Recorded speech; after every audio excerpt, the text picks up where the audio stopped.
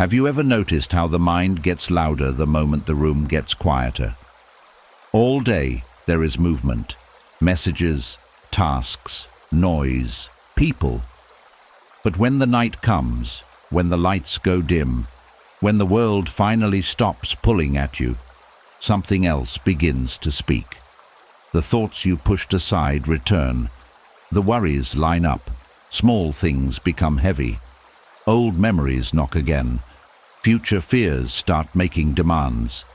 And suddenly, the very mind that carried you through the day becomes the thing that won't let you rest. Most people think overthinking is just a habit, but it feels deeper than that, doesn't it? It feels like being trapped in a room with a voice that never gets tired, a voice that replays what went wrong, a voice that predicts what could go wrong next, a voice that turns one moment into 10 problems and 10 problems into a life sentence. Not because you are broken, not because you are weak, but because no one ever showed you how to sit above your thoughts instead of sinking inside them. We were taught how to work, how to respond, how to survive, how to keep moving even when the inside felt tired. But very few of us were taught how to calm the mind before sleep, how to close the inner doors, how to let the day end without dragging it into tomorrow. So the brain stays busy, the body lies down, but the mind keeps pacing. The eyes close, but the inner noise keeps talking. And little by little, peace starts to feel like something distant, something meant for other people. But the Stoics understood something that most people still miss. They knew that peace does not begin when life becomes perfect. It begins when the mind stops arguing with every thought that passes through it. They knew that not every thought deserves your trust. Not every fear deserves a seat at your table. Not every memory deserves to control the mood of your night. A calm mind is not an accident. It is a discipline, a return, a reset. Tonight, that is what this is about. Not pressure, not performance, not forcing the brain into silence, but teaching it a new way to rest, a deeper way to loosen its grip, a wiser way to let thoughts come and go without building a home inside you. This Stoic night reset is your invitation to step out of the storm in your head and remember something your nervous system may have forgotten. You do not have to chase every thought. You do not have to solve your whole life before sleep. And you do not have to carry every burden into the next day. Tonight, we begin the slow release, the quiet return, the kind of stillness that does not make you empty, but clear, the kind of rest that does not make you passive, but stronger. And by the time this night is over, your mind may finally remember what it feels like to stop fighting itself. And now something shifts. The night is no longer just a place where thoughts come to attack you. It becomes a place where you begin to understand them, not to fight them, not to silence them by force, but to see them clearly for what they are. There is a quiet power in this moment, a moment most people rush past without realizing it holds the key to their peace. Something inside slows down, the urgency softens, and for the first time, the mind is not trying to survive the day. It is ready to understand it. The Stoics had a practice that most people today have forgotten. They would sit at the end of the day and review everything that happened, not to punish themselves, not to feel bad, but to learn, to clean the mind before sleep the same way one would clean the body before rest. This is what can be called a night audit. But here is where most people get it wrong. When the day ends, they also review their actions, but not with clarity. They replay moments again and again, adding emotion each time. They judge themselves harshly. They wish things were different. They argue with the past. And without noticing, they turn reflection into suffering. A Stoic night audit is different. It is calm. It is steady. It does not ask, "Why am I like this?" It asks, "What actually happened?" There is no rush to label yourself as good or bad.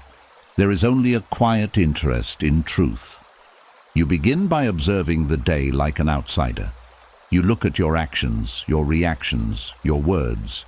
You notice where you stayed calm and where you lost control, not to attack yourself, but to understand the pattern, because once you see the pattern, you are no longer trapped inside it. There is a big difference between useful reflection and useless mental replay. Useful reflection is short, clear, and honest. It tells you what happened and what can be done differently next time. Then it lets go. It does not stay longer than needed. It does not dig deeper just to create pain. Useless mental replay is heavy. It repeats the same moment again and again, but nothing changes. It adds new emotions each time. It brings in new fears. It turns a small mistake into a permanent identity. And worst of all, it keeps you awake, carrying something that no longer exists. The Stoic mind learns to separate these two. It asks a simple question. Is this helping me improve, or is this just keeping me stuck? If it is helping, it stays for a moment. If it is not, it is released. This takes practice. Because the mind is used to holding on, it believes that if it keeps thinking, it will eventually solve everything. But most of the time, it is not solving anything. It is just repeating. So instead of following every thought, you start to observe them. A thought comes. You look at it. You do not rush to react. You do not rush to believe it. You simply ask, is this useful right now?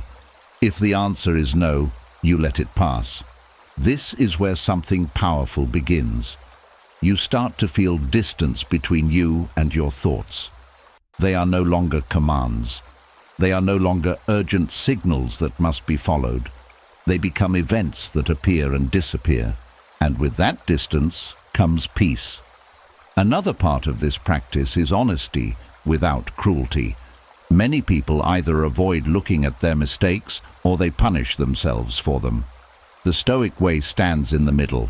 It looks directly, but without anger. You may notice that you spoke harshly to someone. Instead of replaying the moment with shame, you simply recognize it.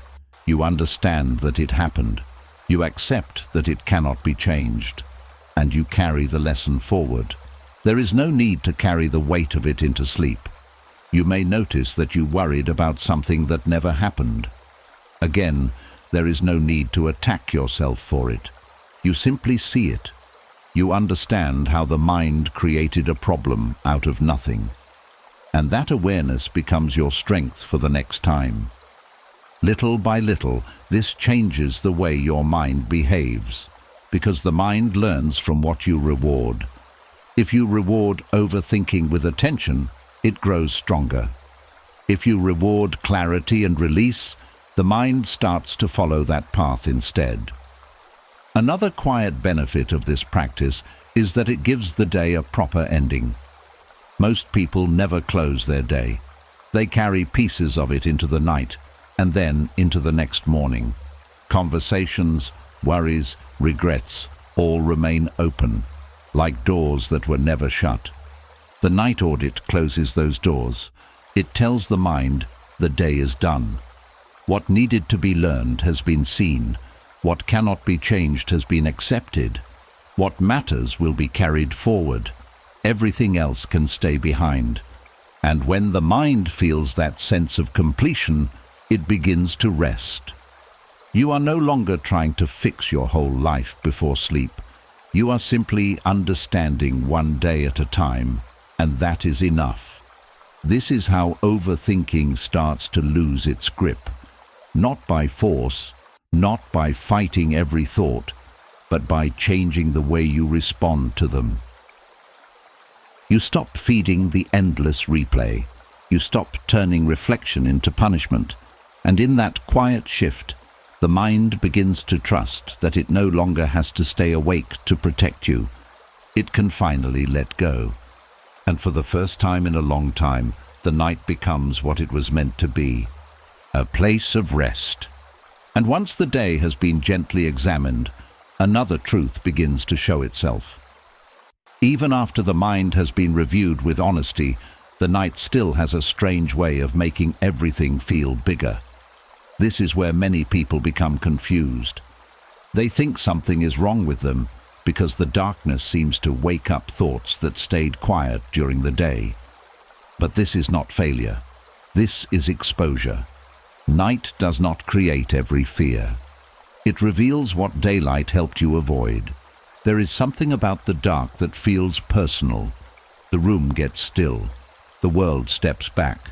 The distractions lose their power, and what remains is often the raw sound of your own mind. During the day, overthinking hides behind movement. There are tasks to finish, people to answer, places to go, roles to play. Attention is constantly pulled outward. Even when anxiety is present, it is often spread across activity, which makes it easier not to notice how much is happening inside. But at night, the structure falls away. The phone gets quieter, the conversations stop, the body lies down, and the mind, no longer occupied by the noise of the world, begins to pour out what it was holding back. This is why thoughts often get louder in the dark.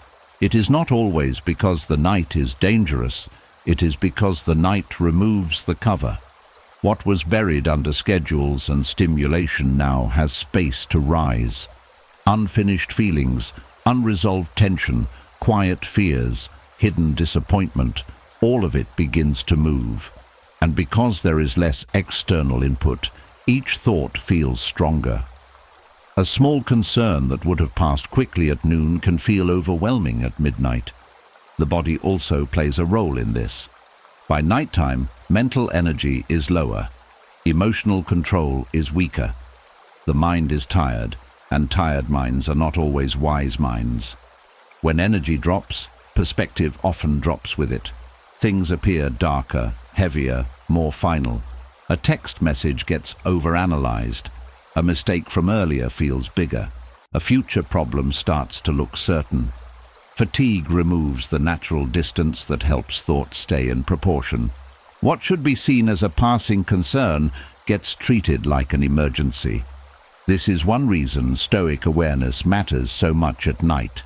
The Stoics understood that the mind does not always see clearly, especially when emotion takes over. They taught that it is dangerous to trust every impression the moment it appears. Night makes this lesson even more important. Just because a thought feels intense does not mean it is true. Just because a fear appears at bedtime does not mean it needs action. Just because a memory returns does not mean it must rule the night. Most people treat nighttime thinking like a courtroom. A thought enters, and immediately it is given power. It is examined, argued with, defended against, or believed. Then another thought enters, and another. The night becomes a trial with no end. But Stoic awareness changes the room. It turns the courtroom into a training ground. Instead of reacting to every thought, you begin to study them. Instead of asking, "Why is this happening to me?" you ask, "What is my mind doing right now?" That question creates space, and space changes everything. You start to notice patterns. Certain thoughts only show up when you are tired. Certain fears become louder when nothing is distracting you. Certain memories return not because they need to be solved, but because they were never fully faced. This awareness is not meant to make you cold. It is meant to make you clear. The clearer you become, the less power the night has to confuse you. Nighttime also magnifies uncertainty. In daylight, life feels more manageable because action is possible. You can call someone, solve a problem, go somewhere, fix something. At night, action slows. Many things must wait until morning. And for a mind that hates uncertainty, waiting feels unbearable. So it fills the silence with analysis. It tries to solve tomorrow before tomorrow arrives. It tries to predict outcomes, rehearse conversations, prepare for every possible pain. It calls this protection, but most of the time it is only exhaustion wearing the mask of control. The Stoics remind us that control has limits. There are things you can shape and things you cannot. Night becomes a battlefield when the mind tries to command what does not belong to it. Other people's opinions, tomorrow's outcomes, the past, time, chance, all of these live outside your hands. The more the mind reaches for them, the more restless it becomes. But when you return to what is actually yours, your judgment, your response, your attitude, your willingness to let go, then the battle starts to calm. This is why nighttime can become sacred instead of painful. It can become the hour when you practice returning to what is yours. A thought says, "What if tomorrow goes badly?" Stoic awareness answers, "Tomorrow is not here. My task is how I meet this moment." A thought says, "You should have done better earlier." Stoic awareness answers, "The past is closed. The lesson remains. The punishment does not have to."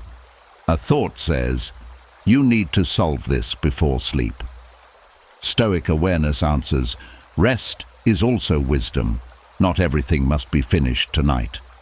That is how the battlefield becomes a training ground. Not because the thoughts vanish at once, but because your relationship to them changes. You stop meeting them as a victim. You meet them as a student. You begin to see the night not as an enemy, but as a mirror.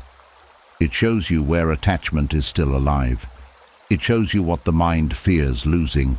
It shows you where you still seek certainty from a world that cannot promise it. And this mirror, if used well, can strengthen you, because every night gives a choice. You can enter the darkness and let it drag you through the same loops again. Or you can enter it as a place of practice, a place where you learn to sit with uncertainty without collapsing into it. A place where you learn to hear a thought without kneeling before it. A place where you learn that silence is not always empty. Sometimes it is teaching you what noise never could. This is the hidden gift of the dark. It strips away distraction and offers you a chance to meet yourself more honestly. Not the social self, not the productive self, not the version of you that performs for the world, the deeper self, the one that remains when everything else stops moving. And when that self begins to wake up, overthinking no longer feels like proof that you are broken. It becomes material for discipline. It becomes a place to practice steadiness. It becomes the very ground where a calmer mind is built. So the night does not have to be feared. It can become your teacher. And once that happens, even the silence starts to feel different. Not threatening, useful. And as the night becomes less threatening, another pattern begins to reveal itself. Not loud at first, not obvious, but quietly draining. A habit so common that it almost feels normal. The mind starts stepping into tomorrow before tomorrow has even arrived. There is a subtle tension in this, a feeling of preparing, of getting ahead, of trying to stay in control. But beneath it, something else is happening, something that steals rest without asking for permission. The mind begins to rehearse. It replays conversations that have not happened yet. It imagines problems that may never exist. It builds entire scenarios, step by step, as if the future were already here. And in doing so, it turns a quiet night into a crowded stage filled with possibilities, fears, and expectations. At first, it feels useful. It feels like planning. It feels responsible. But there is a hidden cost that most people never notice. When you mentally live tomorrow tonight, you borrow stress from a future that has not asked for it. You carry weight that has not yet been given to you, and slowly, without realizing it, you lose the only thing that actually belongs to you in that moment. The present. This is where Stoic awareness becomes sharp. The Stoics understood that the mind often travels beyond its limits. It leaves the present moment and wanders into what cannot be controlled. And once it does, it loses its balance. Because the future is not a place where you can act. It is only a place where you can imagine. And imagination, when left unchecked, does not stay neutral. It tends to lean toward fear. You might notice how the mind rarely rehearses a perfect outcome. It rarely imagines things going smoothly. Instead, it prepares for discomfort, for rejection, for failure, for things going wrong. It creates problems and then tries to solve them, all within the same loop. And the body reacts as if these imagined events are real. The heart tightens, the breath changes, the body becomes alert. But nothing has actually happened. This is the hidden cost. You suffer through experiences that do not exist. You drain energy on outcomes that may never arrive. And by the time the real tomorrow comes, you are already tired from fighting a version of it that lived only in your head. The Stoic mind sees this clearly. It understands that preparation is not the same as rehearsal. Preparation is simple. It focuses on what can be done. It stays grounded in reality. It asks, what is within my control when the moment comes, and leaves it there. Rehearsal, on the other hand, tries to control the entire event before it happens. It wants certainty. It wants guarantees. It wants to eliminate every possible discomfort. And because that is impossible, it keeps going. It keeps adding more thoughts, more scenarios, more tension. The Stoics return to a different principle. They remind themselves that power only exists in the present moment, not in yesterday, not in tomorrow, only here. Because here is where action happens. If a conversation needs to happen tomorrow, it will happen then. If a challenge appears, it will be faced when it is real. Thinking about it now does not give you control over it. It only gives you the illusion of control while quietly increasing your anxiety. This is why the mind must be trained to come back. Not forced, not pushed, but gently returned. When a thought about tomorrow appears, the Stoic does not panic. They do not follow it endlessly. They acknowledge it. They see it for what it is, a possibility, not a reality. And then they bring their attention back to what is actually in front of them. This moment, the breath, the body, the stillness of the room. It may feel small at first, almost too simple, but this is where stability lives. This is where the mind stops chasing shadows and starts resting in something real. There is also a deeper truth hidden in this habit of rehearsal. Many times, the mind is not trying to solve tomorrow. It is trying to avoid uncertainty. It wants to feel ready. It wants to feel safe. But safety does not come from predicting every outcome. It comes from trusting your ability to respond when the time comes. The Stoics trusted their character more than their predictions.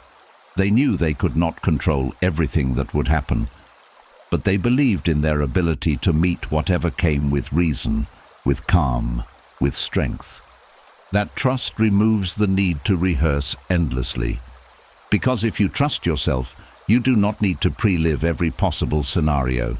You can let the future arrive in its own time. You can meet it as it is, not as your mind fears it will be. And something quiet begins to happen when you stop rehearsing. The night becomes lighter, the mind becomes less crowded. There is space again, space that was once filled with imagined problems. This space is not empty. It is peaceful. It allows the body to relax. It allows the breath to deepen. It allows sleep to come without resistance, because the mind is no longer trying to solve a world that does not yet exist. You are simply here, and that is enough. This does not mean you will never think about tomorrow. It means tomorrow will no longer control tonight. It will no longer take your rest in exchange for a false sense of preparation. It will no longer demand your attention before it has even arrived. You begin to see the difference clearly. Planning is brief. Rehearsal is endless. Planning prepares. Rehearsal drains. Planning respects the present. Rehearsal abandons it. And once you see this, the habit begins to lose its hold. The mind still tries sometimes. It still brings images of what could go wrong. But now, you recognize it. You no longer step fully into it. You remain where your feet actually are. Here, and in that return, something powerful happens.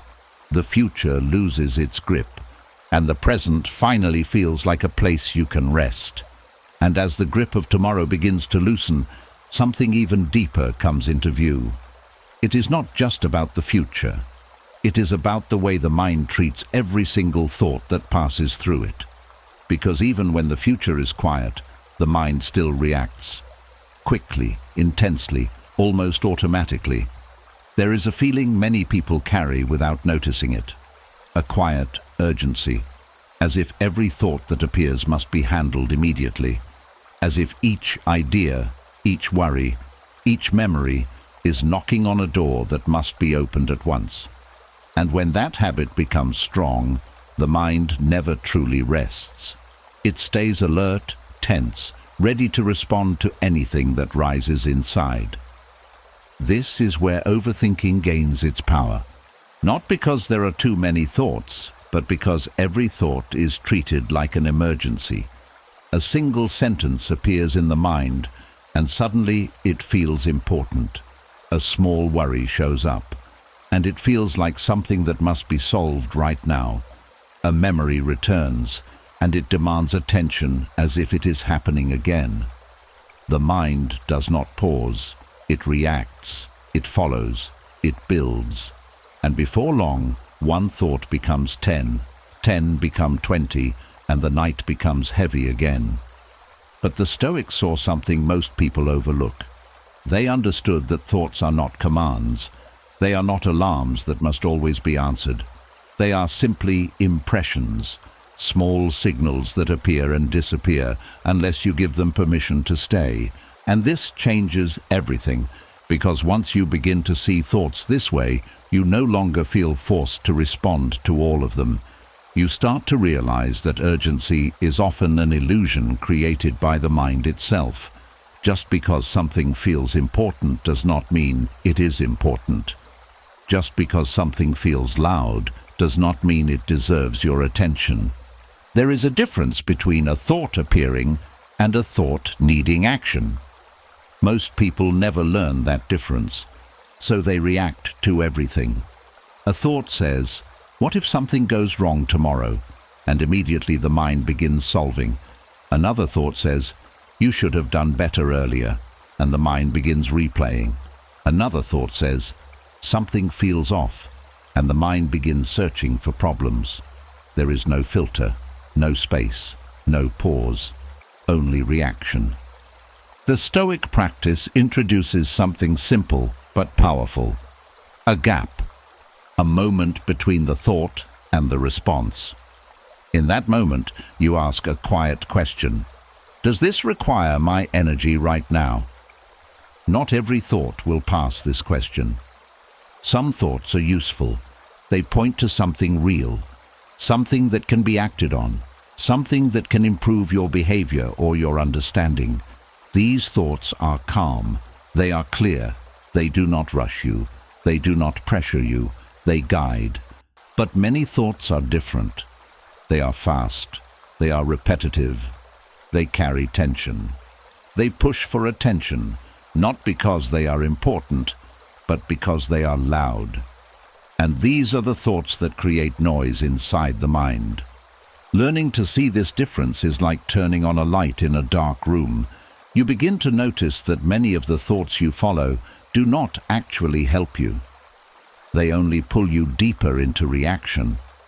They only create more thinking. They do not lead to action. They do not lead to clarity. They only lead to more of themselves. And once you see that, something changes. You stop chasing every signal. You begin to sit still while thoughts move around you, not resisting them, not pushing them away, but also not following them. You allow them to exist without turning them into a story. This is emotional detachment from thought. Not coldness, not numbness, but freedom. Freedom from the need to respond to everything happening inside your head. There is a calm strength in this, because when you stop reacting to every thought, the mind begins to slow down. It realizes that it does not need to produce constant urgency to get your attention. It begins to settle, to soften, to move at a different pace. This does not happen all at once. At first, the mind will still try to pull you in. A thought will appear, and you may follow it before you even notice. But the difference now is awareness. You catch yourself sooner, you step out of the loop faster, you return to stillness more easily. And each time you do this, you are training the mind. You are teaching it that not everything requires reaction, that silence is allowed, that stillness is safe. There is also a deeper layer to this. Many people believe that if they do not respond to a thought, something will go wrong. They feel that ignoring a thought is dangerous, that they must stay alert at all times. But this belief is what keeps the mind in constant tension. The Stoics understood that control does not come from constant reaction. It comes from wise response. And wise response requires space. It requires the ability to choose, not just react. So when a thought appears, you do not have to treat it like a fire. You do not have to rush to put it out. You can let it pass, and if it returns in a calm, clear way, then you can engage with it. But if it only comes with noise, with urgency, with repetition, you can leave it where it is, unanswered. And that is enough. This is how the mind begins to change its rhythm, from fast to steady, from reactive to aware, from crowded to clear. You begin to feel less pulled in every direction, less overwhelmed by the constant movement inside your head.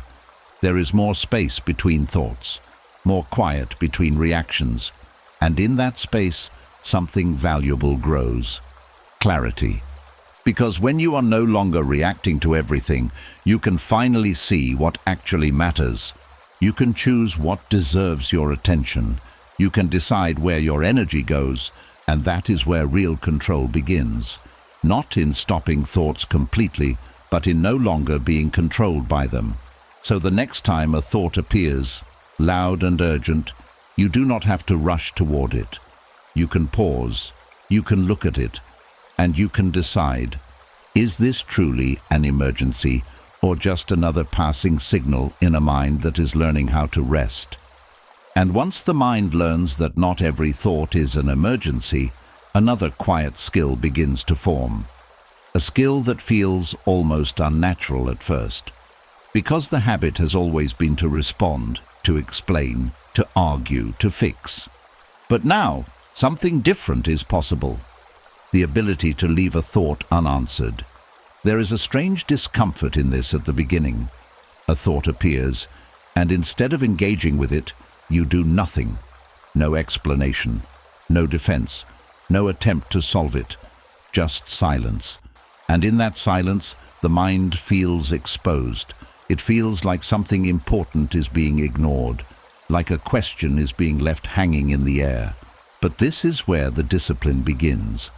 Most people believe that peace comes from solving every thought, from reaching the end of every mental question, from closing every loop. But the truth is often the opposite. Many thoughts do not need answers. They need distance. They need to be left alone long enough to lose their energy. Because when you answer every thought, you give it importance. You tell the mind, this matters, keep bringing more like it. And the mind listens. It brings more questions, more doubts, more imagined problems. And each one demands attention in the same way. This is how inner arguments are created. One thought leads to a response, the response leads to another thought, and suddenly there is a full conversation happening inside your head with no end. The Stoics saw this clearly. They understood that the mind can become its own opponent, not because it is broken, but because it has been trained to engage with everything.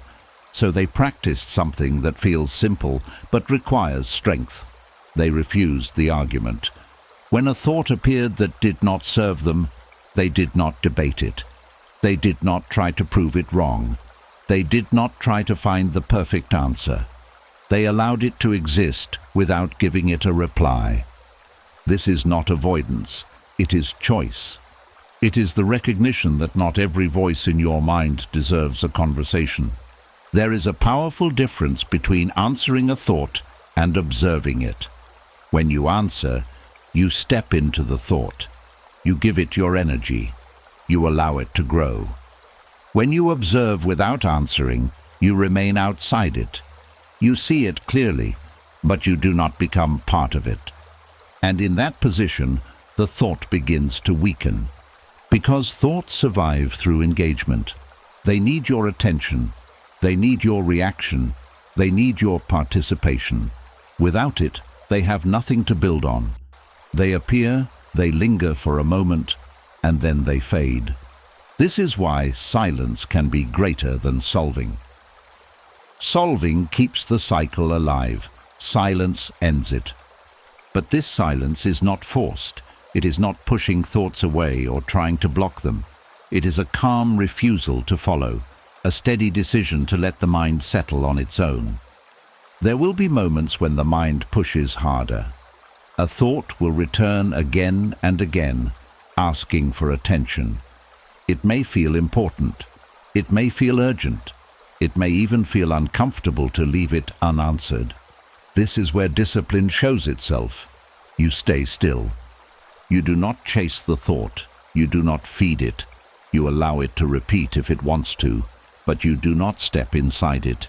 You remain where you are, grounded, steady, watching, and something begins to happen. The thought loses its force. It may not disappear immediately, but it changes. It becomes less sharp, less demanding, less convincing, because it is no longer being reinforced by your attention. This is how the mind learns a new pattern. It learns that not every thought will be entertained, that not every question will be answered, that not every feeling will be turned into a story, and slowly it adjusts. There is also a deeper freedom hidden in this practice. When you stop answering every thought, you stop trying to control everything inside your head. You stop believing that you must manage every detail of your inner world. You allow space. You allow uncertainty. You allow things to remain open without needing closure. And this is where peace begins to grow, because the need for constant answers is what creates tension. It keeps the mind active, searching, restless. But when you accept that some thoughts can remain unanswered, the pressure fades. The mind is no longer trying to complete something at all times. It can finally rest. This does not mean that important thoughts are ignored. When something truly needs attention, it will return in a calm, clear way. It will not come with urgency or noise. It will not demand immediate reaction. It will simply be there, steady, waiting for the right moment. And when that happens, you can engage with it fully, without confusion. But the rest, the endless stream of unnecessary thoughts, can pass through without leaving a mark. This is the art of letting go without force. You are not pushing thoughts away. You are not fighting them. You are simply choosing not to follow them. And in that choice, something shifts inside you. You begin to feel lighter. The constant pressure to think, to solve, to respond starts to fade. The mind becomes quieter, not because there are no thoughts, but because there is less attachment to them. There is more space between them, more stillness, more control. And over time, this becomes natural. The urge to respond to every thought weakens. The habit of inner argument fades. The mind no longer feels like a place of constant conversation. It becomes a place of observation. A place where thoughts come and go without pulling you with them. And in that space, you discover something that was always there, waiting beneath the noise. A quiet, that does not need answers, a calm that does not depend on solving everything, a mind that can finally rest without having to win every argument it creates.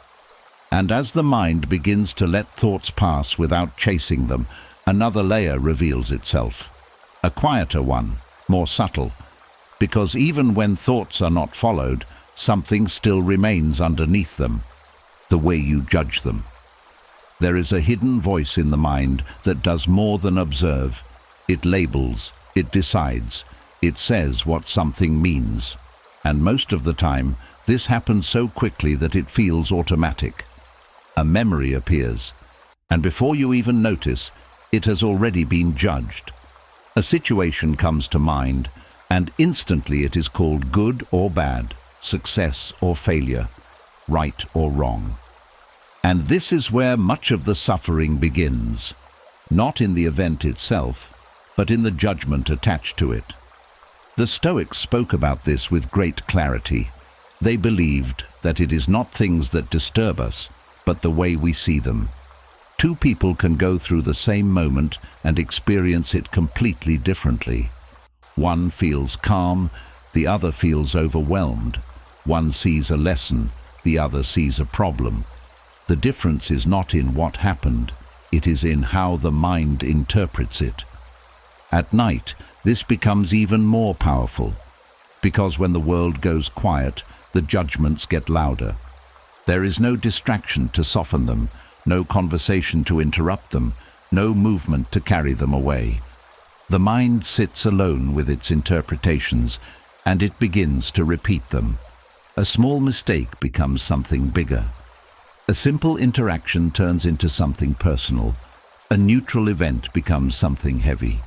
And slowly, the night fills with weight. You may notice how a moment from earlier in the day returns. Something you said, something someone else did, and the mind begins to speak about it, not just recalling what happened, but deciding what it means. You shouldn't have done that. They must think something about you. This is going to lead to something worse. These are not the events themselves. These are judgments. And once they are accepted without question, they shape how you feel. They create tension in the body, they change your mood, they pull you into deeper thinking, they turn one moment into a chain of reactions that can last for hours. But here is the truth the Stoics held on to. A judgment is not reality, it is only a perspective, and perspectives can be questioned. This is where awareness begins to shift the night. Instead of getting lost in what the mind says about an event, you begin to separate the two. You look at what actually happened, and then you look at what the mind is saying about it. You might notice that the event itself is simple. A conversation, a mistake, a delay, something small, but the judgment around it is heavy. It carries meaning, emotion, assumption. And once you see this clearly, you begin to understand that the suffering is not coming from the event. It is coming from the interpretation. This does not mean you ignore what happened. It means you stop adding unnecessary weight to it. You stop turning it into something bigger than it is. A Stoic mind asks a different question. Instead of asking, "Why is this so bad?" it asks, "What exactly happened?" without the story. That question brings clarity. It removes the extra layers. It reduces the noise. It allows you to see the situation as it is, not as your fear or emotion has shaped it. And often, what remains is much lighter. There is also something important about the way judgments behave at night. They tend to lean toward the negative. The mind, when tired and alone, often chooses the harsher interpretation. It assumes the worst. It focuses on what went wrong. It overlooks what went right. This is not because you are negative. It is because the mind, in a quiet state, tries to protect itself by scanning for problems. It believes that if it identifies everything that could go wrong, it will stay safe. But in doing so, it creates a world that feels heavier than it actually is. This is why the Stoics practiced questioning their own impressions. They did not trust the first interpretation that came to mind. They paused. They looked again. They asked, "Is this the only way to see this?" And many times, the answer was no. A mistake could be seen as failure or as learning. A delay could be seen as frustration or as time gained. A difficult conversation could be seen as conflict or as honesty. The event does not change, the judgment does. And when the judgment changes, the emotional weight changes with it. This is not about forcing yourself to be positive. It is about being fair. It is about not allowing the mind to create unnecessary suffering by choosing the harshest meaning every time. At night, this practice becomes even more valuable, because the mind is more vulnerable then, more open, more sensitive to its own interpretations. So instead of letting the night be filled with heavy judgments, you begin to bring a different kind of attention, a calmer one, a more balanced one. You notice the judgment as it forms. You do not fight it. You do not accept it immediately. You simply see it, and in seeing it, you create space.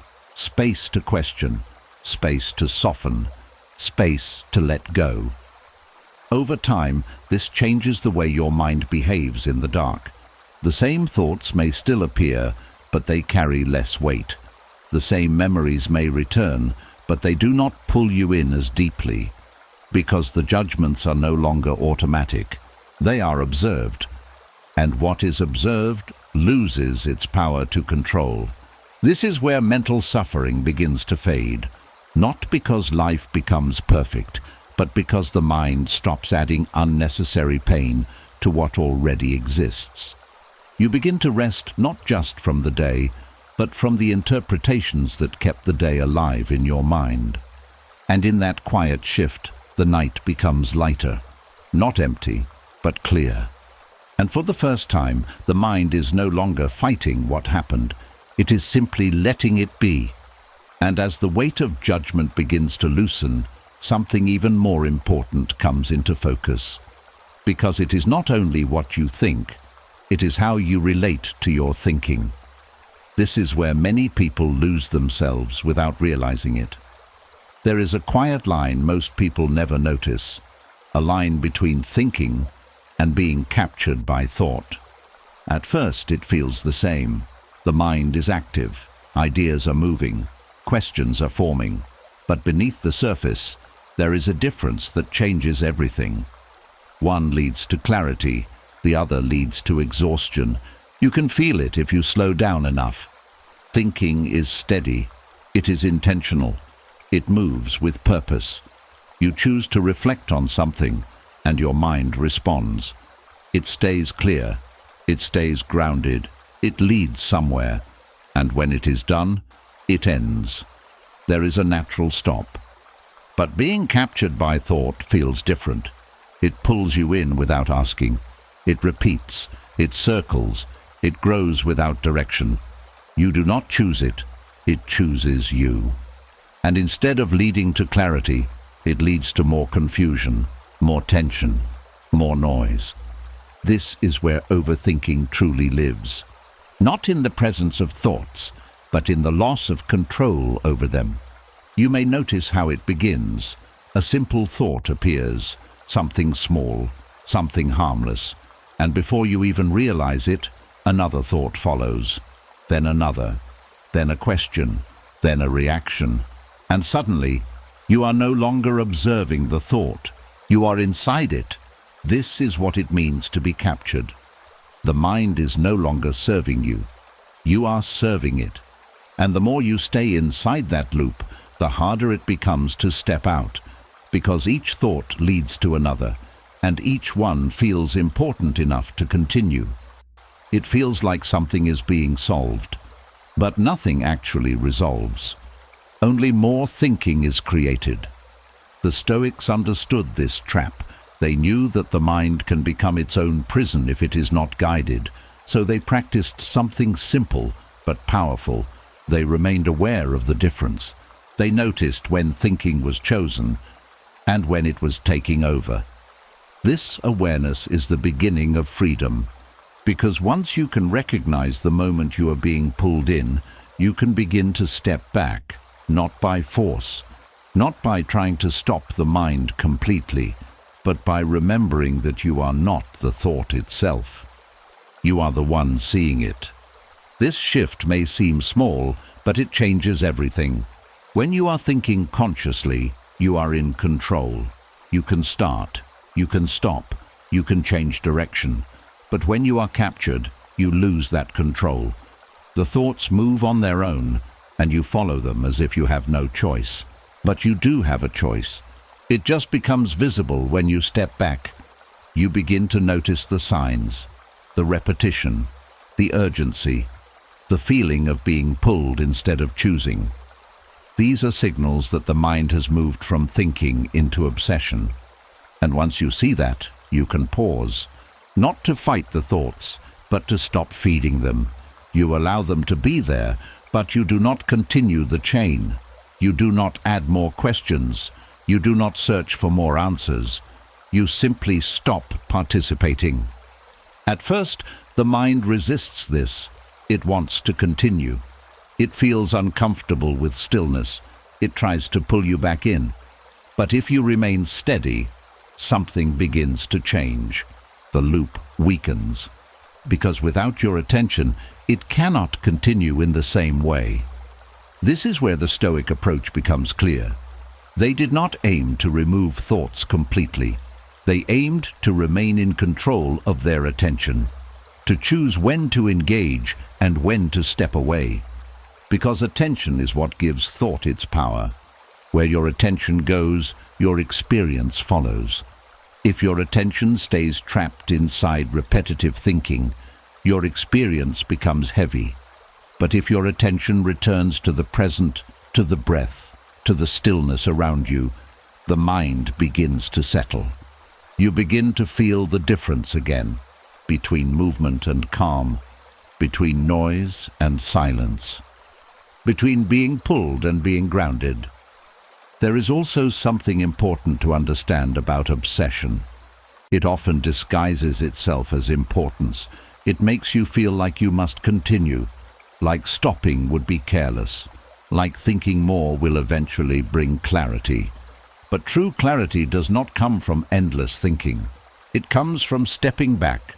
It comes from seeing the whole pattern instead of being lost inside it. And once you step back, you begin to see how much of your mental energy was being used without purpose. How much of your night was being filled with thoughts that did not serve you. How often the mind was running, not because it needed to, but because it was used to it. This is not something to judge. It is something to understand, because understanding is what allows change. You begin to practice this more often. You catch the moment sooner. You feel when thinking starts to turn into something heavier, and instead of going deeper, you return, again and again, and each time the distance grows. The mind becomes less controlling. The thoughts become less demanding, and you become more steady. This is how the relationship with thinking changes. You are no longer lost inside it. You are no longer carried away by every thought that appears. You begin to think when it is needed, and rest when it is not. And in that balance, something quiet and powerful begins to take shape. A mind that works for you, not against you. And as the mind learns to step back instead of being pulled in, another quiet truth begins to surface. Sometimes it is not the thought that is the problem. It is the state you are in when the thought arrives. Because there are nights when everything feels heavier, not because life suddenly became more complicated, but because your energy has dropped. Your body is tired, your mind is worn down, and in that state, even the smallest thought can feel like something deep, something serious, something that must be solved right now. There is a strange shift that happens when exhaustion takes over. A simple concern becomes a life question. A small mistake becomes a reflection of who you are. A normal uncertainty becomes something that feels permanent. It is as if the mind moves from the surface into something much deeper, but not in a clear way, in a distorted way, in a way that makes everything feel more intense than it actually is. This is why tiredness can turn ordinary thoughts into something philosophical. You start asking questions that feel heavy, questions about your life, your direction, your relationships, your future. And while these questions are not wrong, the state in which they appear makes them feel urgent and overwhelming. The mind is not clear, it is strained. And when the mind is strained, it does not see things as they are. It magnifies them. This is something the Stoics understood deeply. They knew that perception is not always reliable, especially when the body is tired, when the emotions are low, when the mind has been active for too long. In those moments, the mind is not a good judge of importance. It treats everything as if it must be solved immediately. You may notice how a thought that feels unbearable at night often feels smaller in the morning.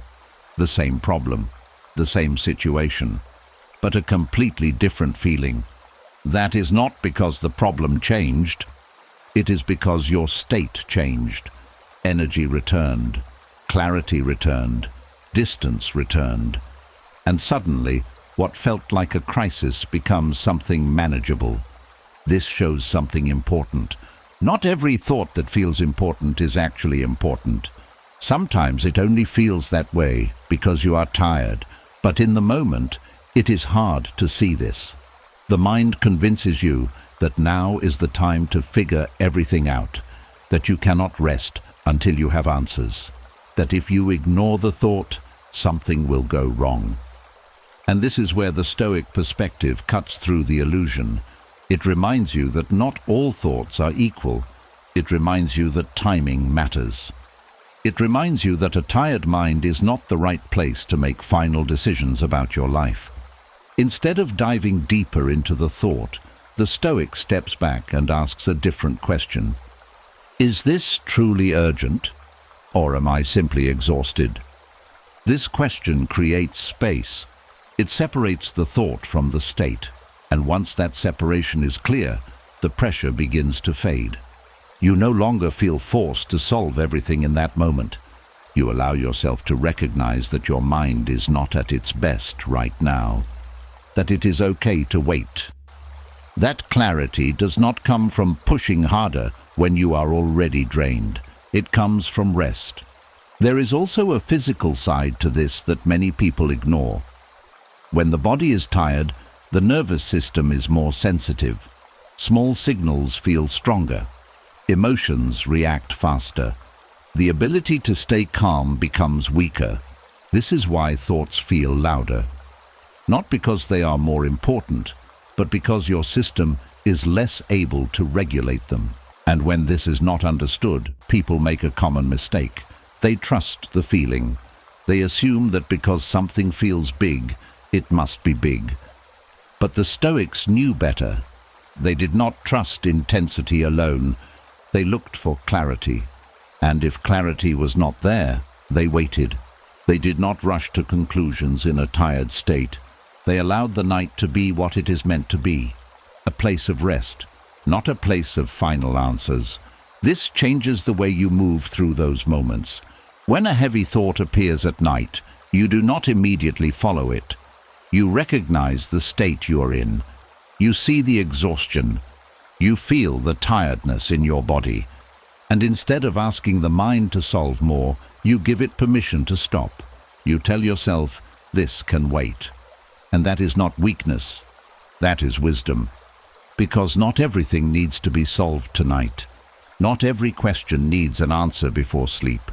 Not every feeling needs to be fully understood in the moment it appears. Some things become clearer when the mind is rested, when the body is calm, when the light returns.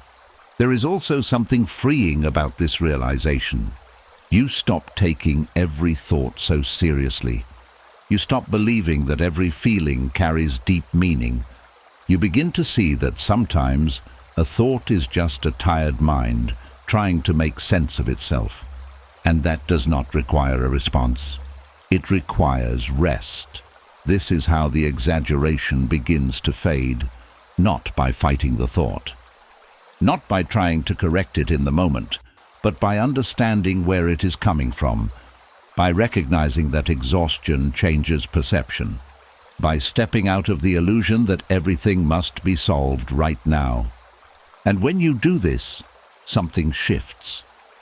The night becomes lighter again. The thoughts lose their dramatic weight. The questions soften, and the mind begins to settle, not because everything is solved, but because you no longer demand that it be. You allow the night to hold what it cannot finish, and in that allowance, you finally give yourself what the mind has been asking for all along: rest. And as the weight of tired thinking begins to lift, something else becomes possible. Not just letting thoughts pass, not just stepping back, but actually changing the size of what you are carrying. Because most problems at night do not feel heavy because they are truly large. They feel heavy because they are being held too close, too zoomed in, too personal, too immediate. And when something is seen that closely, it fills the entire mind. This is where the Stoics introduced a powerful shift. They stepped back, not physically but mentally. They changed the scale. There is a quiet feeling that comes when you begin to do this. A sense that what once felt overwhelming starts to lose its grip. Not because it disappears, but because it is no longer the center of everything. The Stoics often reflected on time, not just the next day or the next week, but the full span of life, the years that have already passed, the years that are still to come, and beyond that, the reality that all of it, every success, every mistake, every moment of stress, is part of something much larger. When you place your current worry inside that wider frame, something changes. A problem that feels urgent now may not matter in a year. A mistake that feels painful tonight may fade into something small in time. A fear that feels permanent may never even happen. This does not make your experience invalid. It makes it balanced. Because the mind, especially at night, tends to shrink time. It treats the present moment as if it is everything. As if what you feel now will last forever. As if this one situation defines everything else. But when you expand the view, you begin to see the truth. Everything moves, everything changes, everything passes, and your current worry is part of that movement. This is one way the Stoics reduced mental burden. They did not deny their problems. They placed them in the right size. There is also another layer to this practice: mortality. Not in a dark or fearful way, but in a clear and grounding way. The Stoics often reminded themselves that life is limited, that time is not endless, that every moment is part of a finite experience, and instead of making them anxious, this made them calmer. Because when you remember that life is limited, many worries lose their power. You begin to ask different questions. Is this worth carrying into my night? Is this worth losing my peace over? Is this something that truly matters in the larger picture of my life? And often, the answer becomes clear. Many of the things that feel heavy in the moment are not worth the weight you give them. They are temporary. They are small in the larger scale. They are not worth the energy they are taking from you. This does not mean you stop caring. It means you start choosing what deserves your care.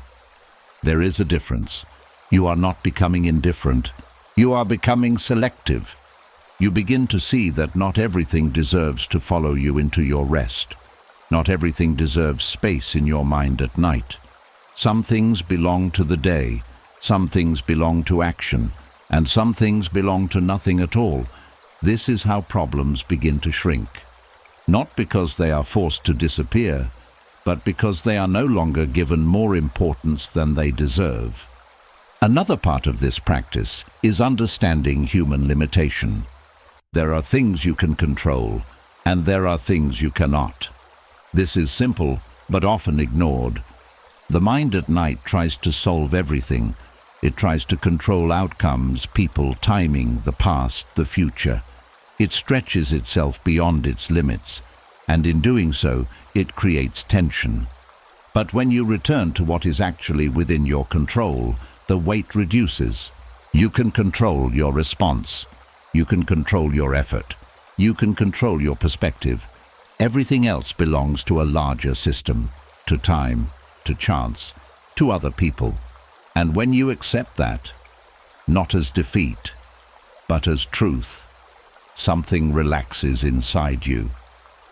You stop trying to carry what was never yours. You stop trying to solve what cannot be solved in this moment. You stop holding on to things that are beyond your reach. And in that release, the mind becomes lighter. There is also something powerful about stepping back in this way. It changes your relationship with your own thoughts. Instead of being inside the problem, you are looking at it. Instead of being overwhelmed, you are observing. Instead of reacting, you are choosing. And from that position, everything becomes clearer. The problem is still there. But it is smaller, more defined, more manageable, or sometimes no longer necessary to carry at all. This is what the Stoics practiced every night. They did not go to sleep with the full weight of the day pressing on their mind. They reduced it. They examined it. They placed it in its proper scale. And then they let it go, not because everything was solved, but because they understood that peace does not require everything to be solved. It requires the mind to stop holding on to what it cannot change. And when you begin to do this, night after night, something changes. The mind stops exaggerating. The problems stop growing. The weight begins to lift. And you start to feel something that may have been missing for a long time. Relief. Not because life is perfect, but because you are no longer carrying it all at once. You are seeing it clearly, in its true size, and that is enough for the mind to finally rest. And as problems begin to shrink into their true size, something deeper starts to come into view. Not just the worries about tomorrow or the pressure of the day, but the older things. The ones that feel finished, yet somehow keep returning. There are moments the mind revisits, not because they need to be solved, but because they were never truly released. You may notice how certain memories come back at night with a familiar weight. A conversation, a mistake, a loss. Something that already happened, something that cannot be changed, yet it still feels active, still alive, still asking for attention. At first, it feels like reflection, like the mind is trying to understand. But if you look closely, you will see a pattern. Nothing new is being learned. Nothing is being resolved. The same moment is being opened again and again, each time with the same emotion, the same tension, the same story. This is not healing. This is reopening. And the cost is quiet but heavy, because every time you return to that wound without purpose, you relive it. The body responds again. The emotion rises again. The mind steps back into a place that no longer exists and treats it as if it is still happening. Over time, this creates a loop. The past does not stay in the past. It becomes part of the present, and the mind loses its sense of closure. The Stoics approached this differently. They did not deny pain. They did not pretend that difficult moments did not matter, but they made a clear distinction between remembering and reopening. Remembering is calm. It is honest. It allows you to see what happened, to take what is useful, and to leave the rest behind. Reopening is emotional. It pulls you back inside the moment. It asks you to feel it again, to argue with it again, to wish it had been different again. And this is where suffering continues, because the past does not change, but the way you return to it can either bring clarity or keep the wound open. There is a quiet question that begins to guide this shift. Is this helping me move forward, or am I just reliving what cannot be changed? If the answer is the second, then what you are doing is not reflection. It is repetition, and repetition without purpose does not heal, it only deepens the pattern. This is where Stoic closure begins, not by forcing yourself to forget, not by pushing the memory away, but by changing the way you hold it. You begin by seeing the moment clearly, without adding extra weight to it, without turning it into something bigger than it was, without attaching it to your identity. It happened. It is part of your life, but it is not your entire life. This separation matters, because many people carry their past as a definition of who they are. A mistake becomes a label. A failure becomes a permanent mark. A painful experience becomes something that shapes every thought that follows. But the Stoics refused this. They saw events as events, not as identities. They understood that what happened to you is not the same as what you are. And this allows something powerful to happen. You stop reopening the wound to prove something about yourself. You stop returning to it to confirm a belief. You begin to let it exist as something that is over. There is also an acceptance that comes with this, not a forced acceptance, a quiet one. The recognition that the past cannot be negotiated. No amount of thinking will change it. No amount of replay will rewrite it. And once this is fully understood, the need to return to it begins to fade, because the mind no longer believes there is something left to fix there. It sees that the only thing still active is the attachment, and that attachment can be released. This does not happen in one moment. It happens gradually. Each time the memory returns, you meet it differently. You do not step inside it. You do not replay every detail. You do not argue with it. You acknowledge it. You see it, and you let it pass. At first, the emotion may still come. That is natural. But over time, without the repetition, the intensity begins to soften, because you are no longer feeding it. You are no longer reopening it. You are allowing it to settle. There is also a deeper freedom in this. You begin to realize that you do not have to carry every past experience into the present. You do not have to relive every mistake to prove that you have learned. You do not have to keep pain alive in order to respect it. You can let it rest, and in doing so, you give yourself permission to move forward. This is not forgetting, it is releasing.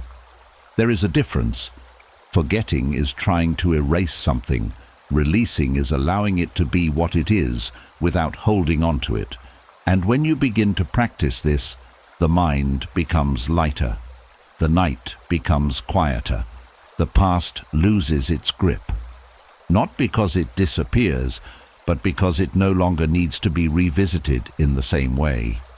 You begin to trust that what needed to be learned has already been learned, that what needed to be felt has already been felt, and that what remains does not need to be carried any longer.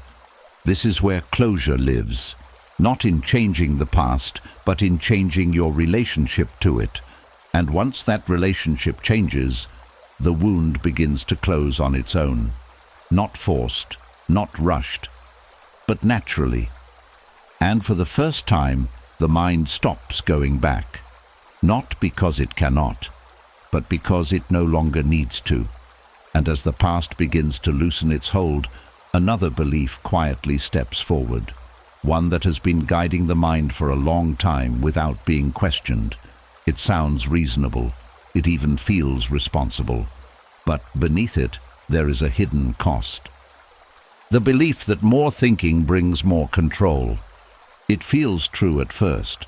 When something is uncertain, the mind starts working. It analyzes, it replays, it predicts, it tries to stay ahead of what might happen, and for a moment, it feels like progress, like something useful is being done, like you are protecting yourself from mistakes, from pain, from surprise. But if you look closely, you will notice something different. The more the mind tries to control through thinking, the less calm it becomes. Because thinking, when it is driven by fear, does not stop. It keeps going.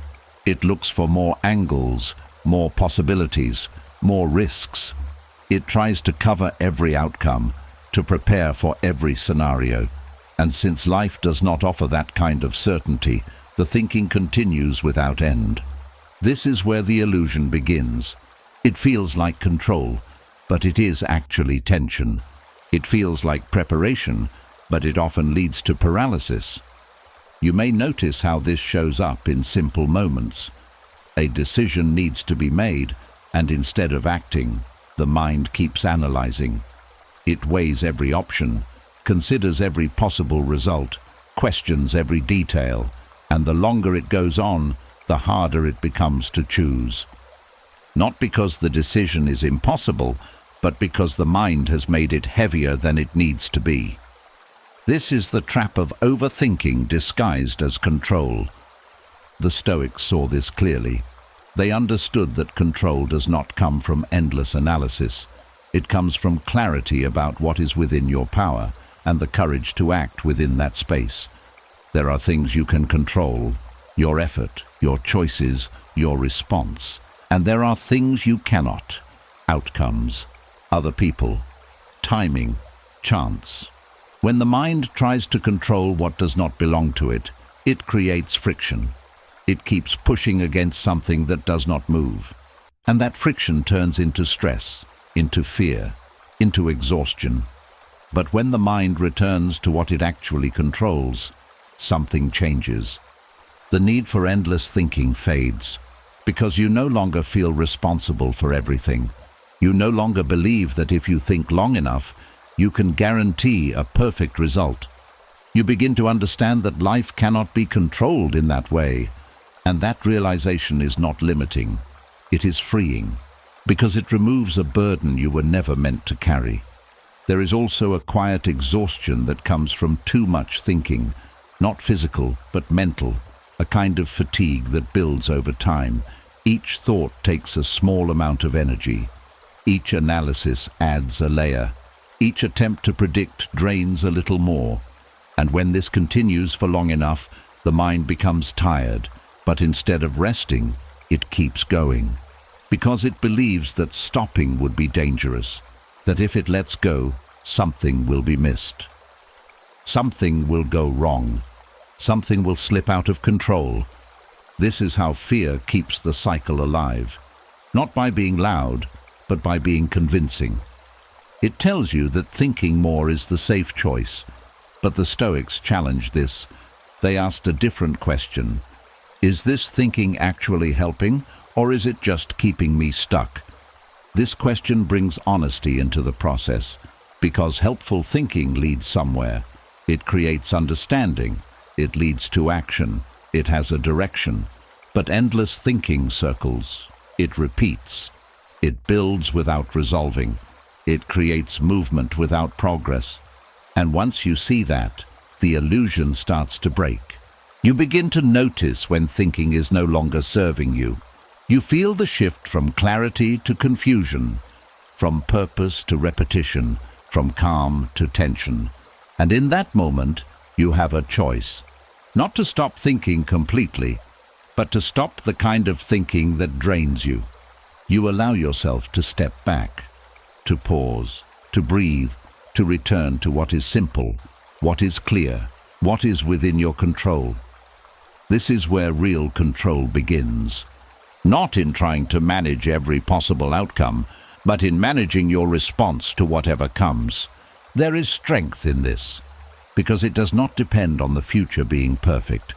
It depends on you being steady, and steadiness does not require endless thought. It requires trust. Trust that you can handle what happens when it happens. Trust that you do not need to pre-live every situation to survive it. Trust that clarity will come when the moment is real, not imagined. This trust replaces the need for constant analysis. It allows the mind to rest, to release the pressure of having to figure everything out in advance. to accept that uncertainty is part of life, not a problem to be eliminated. And when this acceptance settles in, something changes. The mind becomes quieter, not because there are no thoughts, but because there is less urgency behind them, less need to control, less need to predict, less need to carry everything at once. You begin to act when it is time to act, and rest when it is time to rest. Without guilt, without pressure, without the constant feeling that you should be doing more inside your head. This is the end of the illusion, the understanding that more thinking does not always bring more control. Sometimes it brings the opposite, more tension, more fear, more exhaustion. And once you see this clearly, you stop chasing control in the wrong place. You stop trying to think your way into certainty. You return to what is real, to what is present, to what is yours. And in that return, the mind finds something it has been searching for all along. Not control over everything, but peace within itself. And as the illusion of control begins to fall away, something quieter begins to take its place, a deeper understanding, not about what you can change, but about what you cannot. Because beneath overthinking, beneath tension, beneath the constant need to figure things out, there is often a hidden struggle, a struggle against things that were never yours to command in the first place.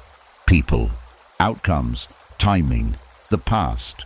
The mind reaches for them again and again, trying to adjust them, trying to shape them, trying to make them fit a certain expectation. And when they do not move, when they refuse to follow the plan, frustration begins to grow. This is where much of the inner conflict comes from. Not from life itself, but from resisting what life already is. There is a quiet exhaustion in this resistance. You can feel it. The tension in the chest, the tightness in the thoughts, the constant replay of how something should have gone differently, the silent argument with what has already happened. It is like trying to push against a wall that will not move, and yet the mind keeps pushing. This is where the Stoic reset becomes clear. You begin to train the mind to respect what it cannot command. This does not mean giving up. It does not mean becoming passive. It means seeing clearly where your power ends and where acceptance must begin. Because when you try to control what is outside your reach, you lose control of what is within it. You lose your calm. You lose your clarity. You lose your energy. And all of that is spent on something that will not change. The Stoics drew a simple line. What is mine to control and what is not? Your actions are yours. Your choices are yours. Your attitude is yours. But other people's opinions, reactions, and behaviors are not. The timing of events is not. The outcome of every situation is not. And the past, no matter how much the mind returns to it, is not. When this line becomes clear, something inside you begins to relax. Because you stop reaching beyond it. You stop trying to carry what was never yours. You stop trying to fix what cannot be fixed in this moment. There is a quiet strength in this kind of acceptance. It is not weakness, it is precision. You are no longer scattering your energy in every direction. You are placing it exactly where it can make a difference, and everything else you allow to be. This changes the way you experience people. Instead of trying to control how someone thinks or behaves, you begin to observe. You respond where it is needed, but you do not carry their actions into your mind as something that must be solved. You understand that they are moving within their own perspective, their own limitations, their own experiences, and while you can choose how you interact with them, you cannot rewrite who they are. This removes a heavy burden, because you no longer feel responsible for managing others. You only manage yourself. The same shift happens with outcomes. The mind often tries to guarantee results. It wants certainty. It wants to know that things will go a certain way. But life does not operate with that level of control. You can prepare, you can act, you can give your best effort. But beyond that, there is a space you do not command. And when you accept that space, you stop trying to fill it with anxiety. You stop rehearsing outcomes. You stop fearing every possibility. You act, and then you let go. There is peace in that. Timing is another place where the mind struggles. Things do not always happen when you want them to. Progress feels slow. Answers take time. Situations unfold in ways you cannot predict. And the mind resists this. It pushes. It rushes. It demands that things happen now. But the Stoics understood that time moves on its own path, not yours. And when you fight that, you create frustration.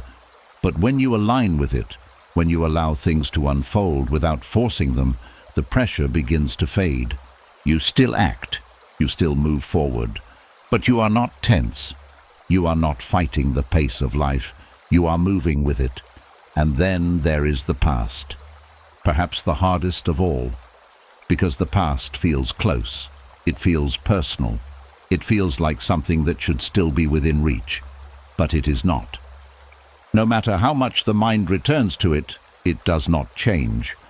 And yet the mind tries, it replays, it reimagines, it argues, it wishes, as if enough thinking could rewrite what has already happened.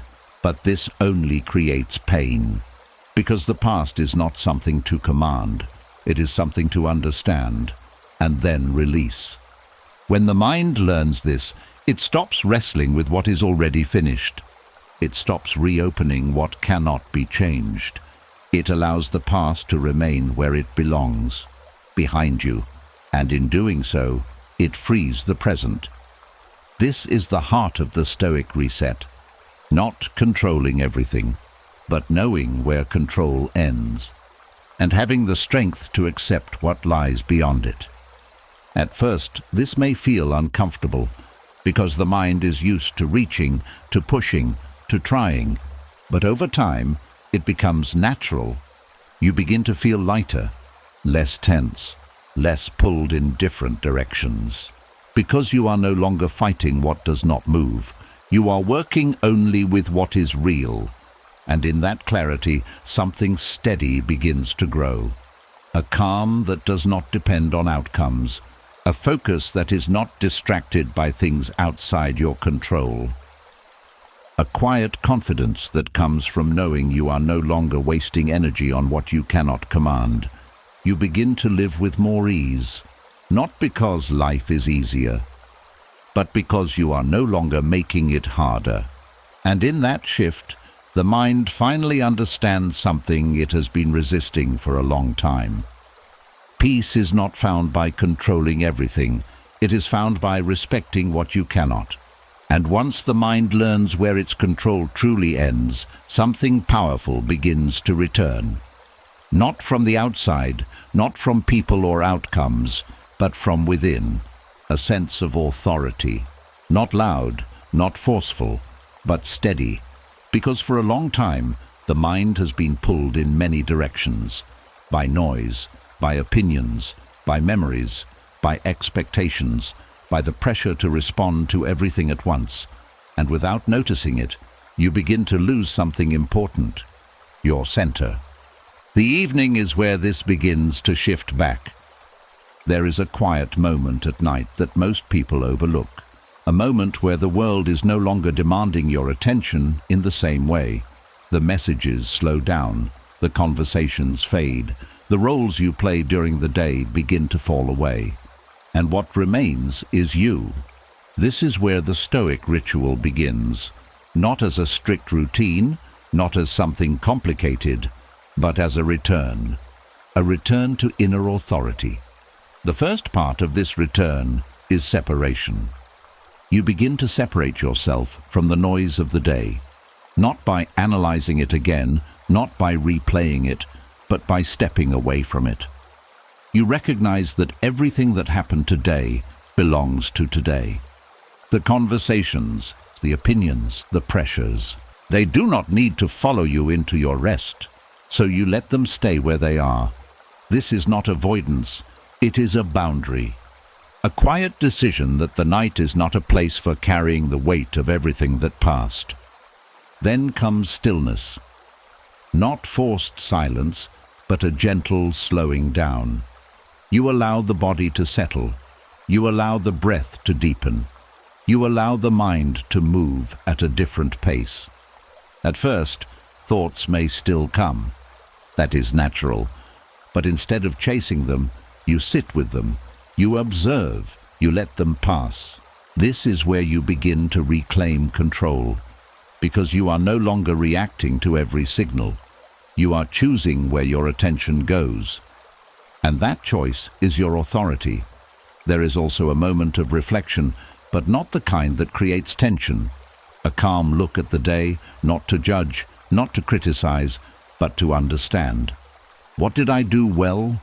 Where did I lose my balance? What can I carry forward? And what can I leave behind? These questions are not meant to create pressure. They are meant to bring clarity.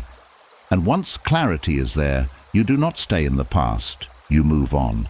This is where many people lose their authority. They stay too long in reflection. They turn it into replay. They turn it into emotion.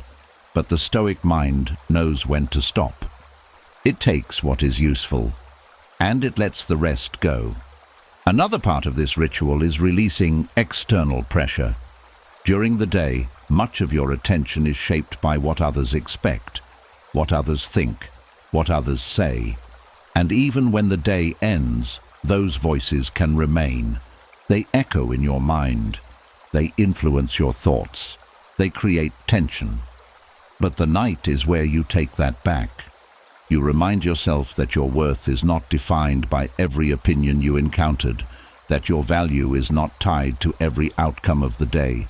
You return to something deeper, your principles, your choices, your way of seeing things. This is inner authority. It is not about controlling everything. It is about not being controlled by everything. You begin to feel it as a quiet steadiness, a sense that no matter what happened outside, there is something inside that remains stable, something that does not change with every situation, something that belongs only to you. And as this becomes clearer, the mind begins to settle in a different way. There is less noise, less urgency, less need to prove, to explain, to solve. You are simply present with yourself. There is also a release that happens here. A release from memory. Not forgetting, but not holding on. The day is done. The moments have passed. And there is nothing left to carry into this space unless you choose to. So you choose not to. You allow the mind to empty itself of what it no longer needs. And in that emptying, something else fills the space. Calm, not forced, not created, but revealed, because it was always there, beneath the noise. This is why the evening ritual matters. It is not about doing more, it is about doing less. Less reacting, less carrying, less holding. And in that reduction, you begin to feel stronger. Not because you added something, but because you removed what was unnecessary. You are no longer pulled by every thought, no longer shaped by every opinion, no longer burdened by every moment of the day. You are back in yourself, and from that place, sleep becomes different. It is not an escape, it is a continuation of that calm, a natural extension of the stillness you created. The mind no longer fights, it no longer searches, it no longer tries to solve everything before rest. It simply lets go. This is the Stoic night reset, not a technique, a return, a quiet reclaiming of the space inside you that was never meant to be filled with constant noise. And once you experience this, even for a moment, you begin to understand something important. Peace is not something you find outside. It is something you return to, again and again, every night. And as the night becomes a place you return to, not escape from, another layer of the mind begins to reveal itself. A quieter one, but powerful. Because even when everything is calm on the outside, something inside still reacts. A small uncertainty appears, and suddenly the body tightens. Nothing has happened, no real danger is present, and yet the mind begins to move as if something is wrong. This is where overthinking often begins. There is a hidden habit inside the brain, one that was built long before your current life, long before your daily worries. It was designed to protect you, to keep you alert, to scan for threats, to prepare for what could go wrong, and in a different time, this worked. Uncertainty often meant danger. Not knowing what was ahead could mean something harmful was waiting, so the brain learned to treat the unknown as something to watch closely, something to analyze, something to prepare for. But the world has changed. The threats are no longer the same. And yet the brain still responds in the same way. It sees uncertainty, and it signals danger. This is why a simple unknown can create so much tension. A message that has not been answered. A plan that is not clear. A future that has not been decided. These are not dangerous situations, but the brain treats them as if they are. And once that signal is activated, the mind begins to work. It analyzes, it predicts, it searches for answers. It tries to remove the uncertainty by thinking through every possibility. This is where overthinking feels justified. It feels like you are protecting yourself, like you are being careful, like you are staying ahead.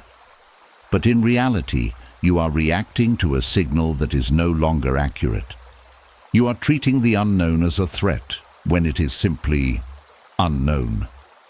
The Stoics understood this distortion. They saw that the mind often reacts before it reasons, that it creates an impression first and only later has the chance to examine it. And they practiced something that changed everything. They paused. They did not immediately trust the feeling that came with the thought. They did not assume that because something felt urgent, it was urgent. They stepped back and asked a simple question. Is this truly dangerous? Or does it only feel that way? This question restores proportion. Because it separates feeling from reality, it allows you to see that the intensity you feel is not always a reflection of what is actually happening. And once that separation is clear, the mind begins to calm.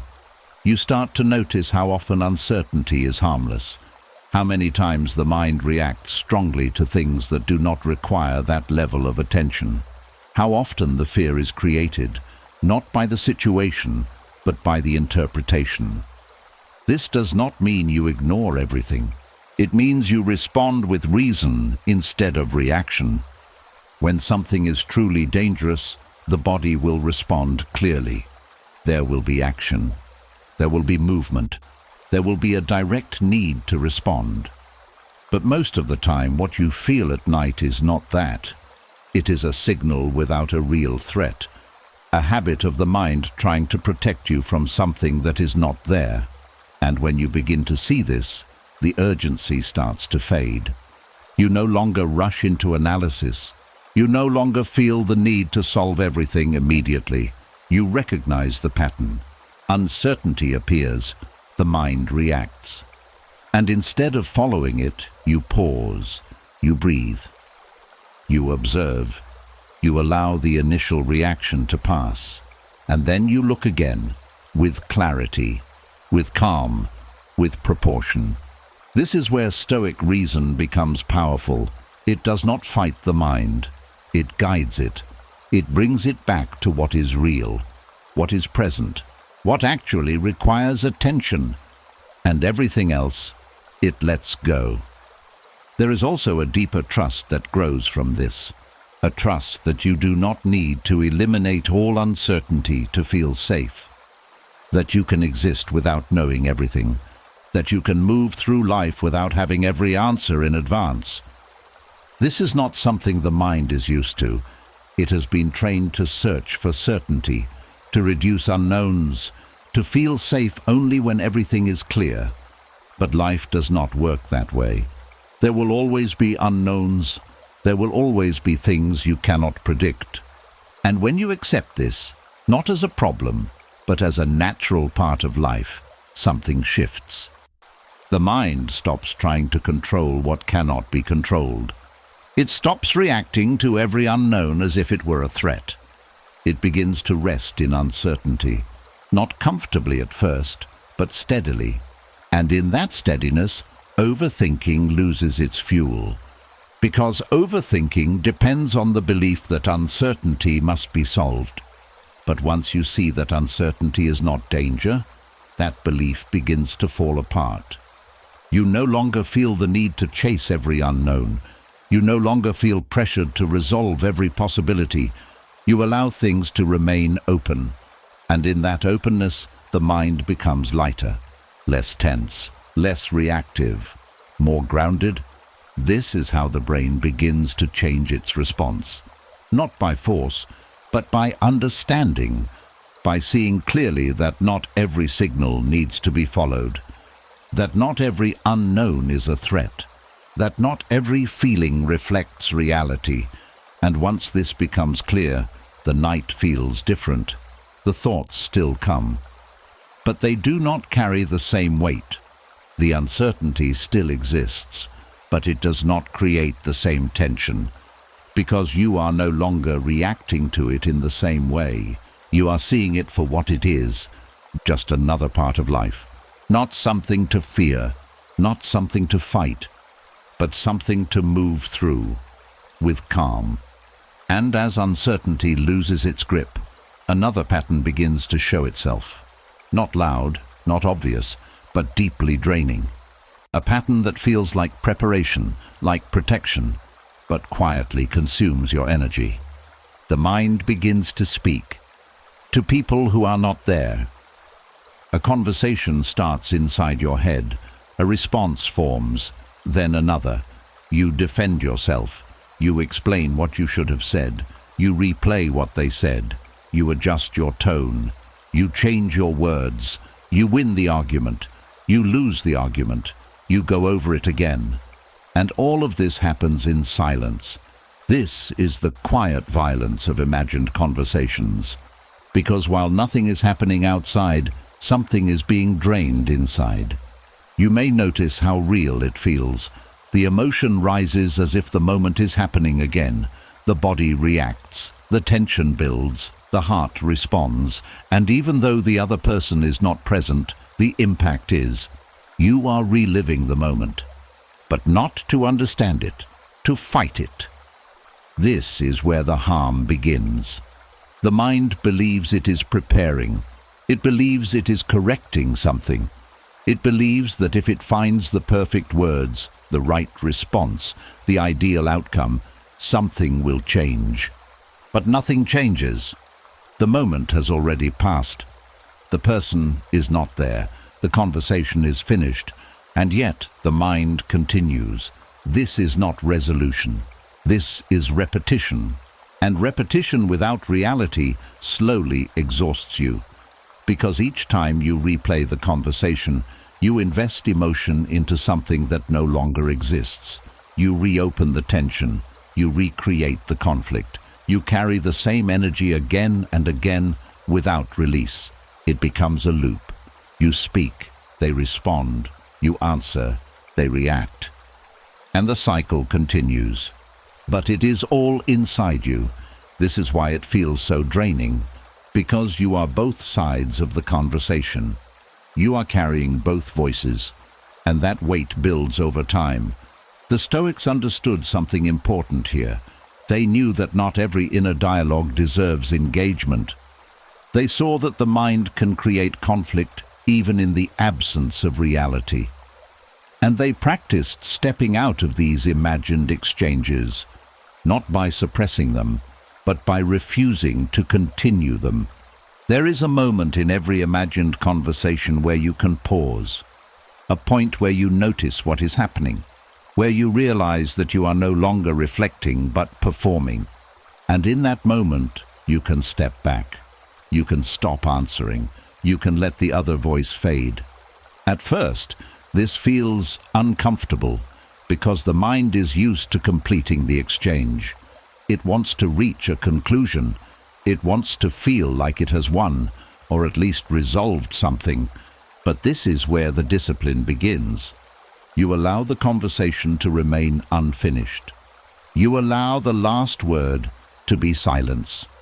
This is not weakness, it is release. Because the truth is, these conversations do not need to be finished in your head. They need to be left alone. There is also a deeper reason why the mind returns to these moments. Often, it is not about the conversation itself. It is about how you felt in it. Misunderstood, disrespected, unheard. And instead of addressing the feeling directly, the mind tries to rewrite the moment. It tries to create a version where you were stronger, clearer, more in control. But the past cannot be rewritten, and trying to do so only keeps the feeling alive. The Stoic approach is different. It does not try to fix the conversation. It looks at the feeling, it acknowledges it, without building a story around it, without replaying the entire scene. You feel what needs to be felt, and then you let it pass. This removes the need for endless dialogue, because once the emotion is seen clearly, it no longer needs to be acted out in the mind. Another important shift happens when you realize that imagined conversations are often about control. The mind wants to control how others see you, how they respond, how they understand you. But that control does not exist. You cannot control how someone interprets your words. You cannot control their reaction. You cannot control their thoughts about you. And when you accept this, the need to rehearse these conversations begins to fade, because you are no longer trying to manage something that is not yours. You speak when it is time to speak. You act when it is time to act. And when the moment is over, you allow it to remain over. There is peace in that, because you are no longer carrying unfinished conversations into your night. You are no longer defending yourself in silence. You are no longer reliving moments that have already passed. You are simply here, with no argument to win, no explanation to perfect, no response to prepare.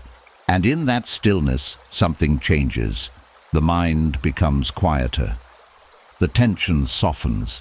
The energy that was once spent on imaginary dialogue returns to you, and you begin to feel a kind of rest that is deeper than silence.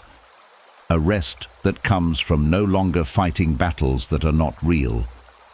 This is the end of the quiet violence, not because the mind stops creating these conversations completely, but because you stop stepping into them. You see them, you recognize them, and you let them pass. Unanswered, unfinished, and without your attention they lose their power, and the night becomes yours again. And as the imagined conversations begin to fade, another quiet habit reveals itself. Not loud, not dramatic, but deeply rooted. A habit that feels like responsibility, but often becomes a trap. The need to finish every thought. There is a subtle pull inside the mind, a feeling that nothing should be left open, that every question must be answered, that every doubt must be resolved, that every confusion must be explained before you can rest. It sounds reasonable. It even feels disciplined. But if you look closely, it never ends. Because the moment one thought is finished, another appears. Another question, another possibility, another loose end. And the mind keeps going, moving from one to the next, trying to complete everything before it allows itself to be still. This is not clarity. This is compulsion. The mind becomes addicted to completion. It believes that peace will come only when everything is resolved, when every thought is closed, when every unknown is understood. But that moment never arrives, because life does not present itself in complete pieces. There will always be something unfinished, something uncertain, something unclear, and if your peace depends on completing all of it, you will never reach it. This is where the exhaustion begins. The mind keeps working, not because it is needed, but because it feels like it must. It cannot leave things open. It cannot tolerate not knowing. It cannot rest with questions still in the air. So it keeps going, even when the body is tired, even when the answers are not available, even when the thinking no longer leads anywhere. You may notice this most clearly at night. A thought appears, and instead of letting it pass, the mind holds onto it. It tries to finish it, to reach the end, to find the answer, and when it cannot, it becomes restless. It loops, it searches, it repeats, and slowly the night fills with unfinished attempts to complete something that cannot be completed in that moment. The Stoics saw this pattern. They understood that the need for constant completion is not a strength. It is a form of attachment, an attachment to certainty, an attachment to control, an attachment to the idea that the mind must resolve everything before it can be at peace. But they practiced something different. They allowed things to remain open, not carelessly, not passively, but with intention. They recognized that some questions belong to the future. Some answers require time. Some situations cannot be understood fully in one moment. And instead of forcing completion, they stepped back. They accepted the unfinished. This is where freedom begins. Because the moment you allow something to remain incomplete, the pressure fades. The mind no longer feels responsible for solving everything at once. It no longer feels trapped in a loop of endless thinking. It begins to rest. There is a quiet strength in this, the ability to stop in the middle of a thought, to leave a question unanswered, to let a problem exist without trying to resolve it immediately. This does not mean you avoid it. It means you choose the right moment for it. You begin to trust that clarity does not come from forcing the mind to keep going. It comes from giving it space, from allowing it to step away, from letting the answer arrive when the mind is ready, not when it is tired. This changes the way you experience uncertainty. Instead of seeing it as something that must be eliminated, you begin to see it as something that can be held, without tension, without urgency, without fear. You begin to understand that not knowing is not a problem. It is a natural part of life. And when this becomes clear, the addiction to completion begins to weaken.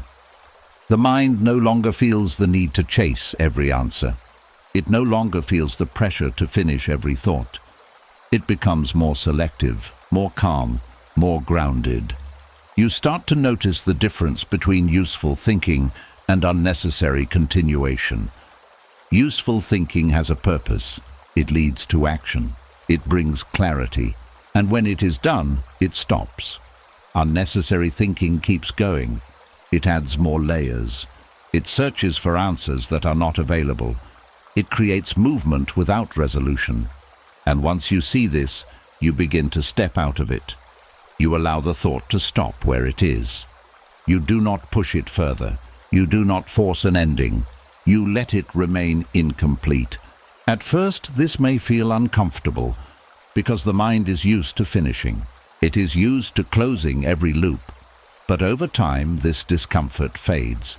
And what replaces it is something lighter, a sense of ease, a sense that you do not have to carry everything at once, that you can rest, even with unanswered questions, that you can sleep, even with things left open. This is where the Stoic approach becomes powerful. It does not demand perfection. It does not require total understanding. It simply asks that you stay within what is real, within what is possible, within what is needed right now. And everything else can wait. You begin to feel the difference. The mind is quieter, not because everything is solved, but because nothing is being forced. There is space between thoughts. There is calm between questions. There is rest between moments of thinking. And in that space, something important returns. Freedom. Freedom from the need to complete everything. Freedom from the pressure to know everything. Freedom from the constant movement of a mind that never stops. You begin to see that peace is not found at the end of every answer. It is found in the ability to stop asking when the moment calls for rest. And once you learn this, the night changes. It is no longer a place of endless searching. It becomes a place where the mind can finally pause, even in the middle of the unfinished. And that is enough. And as the need to finish every thought begins to loosen, another feeling often rises in the quiet of the night. Not a question this time, not a plan, but a memory that carries weight. A moment you wish had gone differently. A word you should not have said. A choice you would take back if you could. And suddenly, the mind turns inward, not to understand, but to judge. This is where midnight regret begins. It does not come loudly. It arrives slowly, almost quietly, and then it grows. The mind replays the moment. It highlights what went wrong. It compares what happened to what should have happened. And before long, it is no longer just a memory. It becomes a verdict. You failed. You should have known better. This says something about you. And this is where regret turns into something heavier. Shame. There is a difference between the two. Regret looks at an action and says, that could have been better. Shame looks at the self and says, you are not good enough. One leads to learning, the other leads to suffering. The Stoics understood this difference deeply. They did not avoid mistakes. They did not pretend to be perfect, but they refused to turn mistakes into identity.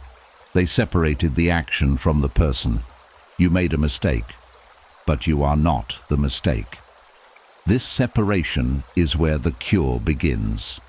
Because once the mind starts attaching every past error to who you are, it creates a cycle. Every memory becomes proof of something negative. Every regret becomes a reason to feel smaller. And the night becomes a place where the mind punishes itself. But punishment does not improve the past. It only disturbs the present. The Stoic approach is different. It asks for responsibility, not self-torment. Responsibility is clear. It looks at what happened without distortion. It accepts that the action was yours. It understands the consequence, and it takes the lesson forward, but it stops there. It does not continue into endless judgment. It does not repeat the same moment again and again. It does not demand that you suffer for it, because suffering does not correct the mistake. Awareness does. You may notice how the mind wants to replay the moment as if repetition will fix it, as if going over it enough times will change something, but it never does. The past remains the same. Only your relationship to it changes. So instead of replaying the mistake with emotion, you begin to look at it with clarity. What actually happened? What part was within my control? What can I do differently next time? These questions bring the mind back to learning. They remove the unnecessary weight. They turn regret into something useful. And once the lesson is seen, you allow the moment to close. This is important, because many people understand their mistake, but they do not let it end. They continue to carry it. They continue to think about it. They continue to feel it long after the learning is complete. This is where midnight regret becomes suffering. The Stoics practiced ending the thought, not denying it, not ignoring it, but completing it properly. The mistake happened. The lesson is taken. There is nothing more to add. And once that is clear, the mind can release it. There is also a deeper truth here. Many times, regret is tied to the idea that you should have known better. that you should have acted differently, that you should have been wiser in that moment. But this is not always fair, because you acted with the awareness you had at the time, with the understanding you had in that moment. You cannot expect your past self to carry the knowledge of your present self. And once you see this, the harshness begins to soften. You begin to treat your past actions with more understanding. Not to excuse them, but to see them clearly, without exaggeration, without cruelty. This changes the tone of the mind. It becomes less aggressive, less judgmental, more balanced. You still take responsibility, but you do not attack yourself for it. And this is where real growth begins. Because a mind that is constantly punishing itself cannot move forward freely. It remains stuck, it hesitates, it doubts. But a mind that learns and then releases becomes lighter, more confident, more steady. It trusts that mistakes are part of the process, not something to be feared, not something to be carried forever. There is also a quiet strength in forgiving yourself, not quickly, not carelessly, but honestly. You recognize what happened. You accept your role in it. You take the lesson, and then you allow yourself to move on. This is not weakness, it is discipline, because it requires you to stop the cycle of replay, to stop feeding the regret, to stop turning one moment into a lasting weight. And over time, this changes the way regret appears. It becomes shorter, less intense, less controlling. It still comes, but it does not stay, because you no longer hold on to it in the same way. You meet it with clarity. You take what is useful, and you let it pass. And in that process, something important returns. Peace. Not because you have never made mistakes, but because you are no longer defined by them. The night becomes lighter. The mind becomes quieter. And regret, instead of being a burden, becomes a teacher that visits briefly and then leaves.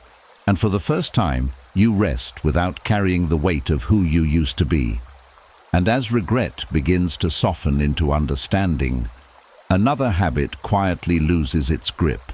The habit of attacking yourself in the hope that it will make you better. It feels familiar, almost automatic. A mistake appears and the mind responds with criticism, not just noticing what went wrong, but judging it harshly, pointing out flaws, repeating what should have been different.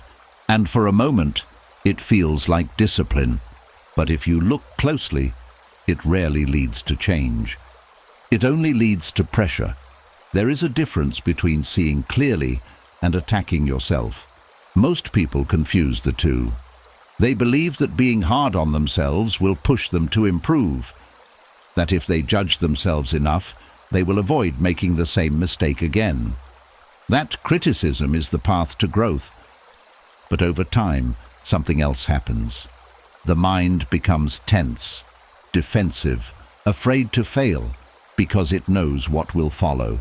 More criticism, more judgment, more inner pressure. And instead of learning freely, it starts to protect itself. It hesitates, it overthinks, it avoids. Not because it lacks ability, but because it wants to avoid the pain of its own reaction. This is where the Stoics chose a different path. They practiced self-observation, not to excuse mistakes, not to ignore them, but to understand them without distortion. Observation is quiet. It looks at what happened without adding extra emotion. It does not rush to label. It does not exaggerate. It simply sees. And in that seeing, something important happens. Clarity appears. Because when the mind is not busy defending itself from criticism, it can actually understand what went wrong. It can notice patterns. It can see where it reacted instead of choosing. It can recognize where emotion took over reason. And this understanding leads to real change. Not forced change, not pressured change, but natural adjustment. You begin to act differently. not because you are afraid of yourself, but because you see more clearly. There is a calm strength in this. Because you are no longer working against yourself. You are working with yourself. This does not mean you become passive. It means you become precise. You see exactly what needs to change without attacking everything at once. You focus on what matters. You move forward with intention, and the mind remains steady. There is also something important about the tone of observation. It is neutral, not cold but balanced. It does not say, "This proves something is wrong with me." It says, "This is what happened." And that difference changes everything. Because once the mind stops turning every mistake into a personal failure, it becomes easier to learn, easier to adjust, easier to move on. You are no longer stuck in the past, trying to defend yourself from your own thoughts. You are simply understanding, and understanding leads forward. Self-criticism, on the other hand, often leads backward. It keeps you in the same moment. It replays it. It adds emotion. It deepens the experience. And in doing so, it makes the mind heavier, less flexible, less open. This is why punishment does not transform the mind. It only restrains it. For a moment, it may create pressure to change, but underneath that pressure, there is tension, and tension does not last. Eventually, the mind either breaks or resists. But observation works differently. It creates awareness, and awareness stays. It follows you into the next moment, into the next decision, into the next situation. You begin to recognize patterns earlier. You begin to adjust sooner. You begin to respond instead of react. And all of this happens without force. There is also a quiet respect in self-observation, a recognition that you are capable of learning without being attacked, that you do not need to be pushed through pain to grow. That clarity is enough. This respect changes the relationship you have with yourself. You stop being your own enemy. You stop creating pressure where it is not needed. You become more patient, more steady, more aware, and in that state growth becomes natural. There is less resistance, less fear, less overthinking, because the mind is no longer trying to protect itself from its own judgment. It is simply learning. This is what the Stoics practiced every day. A calm review, a quiet observation, a clear understanding, and then movement forward. No dragging the past, no repeating the same criticism, no holding on to unnecessary weight, just learning and releasing. And over time, this changes everything. The mind becomes lighter, more focused, more grounded. You begin to trust your ability to improve without needing to punish yourself. And that trust creates freedom. Freedom to act. Freedom to make mistakes. Freedom to grow, without fear of your own reaction. And in that freedom, the night becomes different. It is no longer a place where the mind attacks itself. It becomes a place where the mind understands itself. And in that understanding, real change begins. Not forced, not rushed, but steady and lasting. And as the mind learns to observe without attacking itself, something even more important begins to take shape. A quiet realization that changes everything. Just because a thought appears does not mean it must be followed.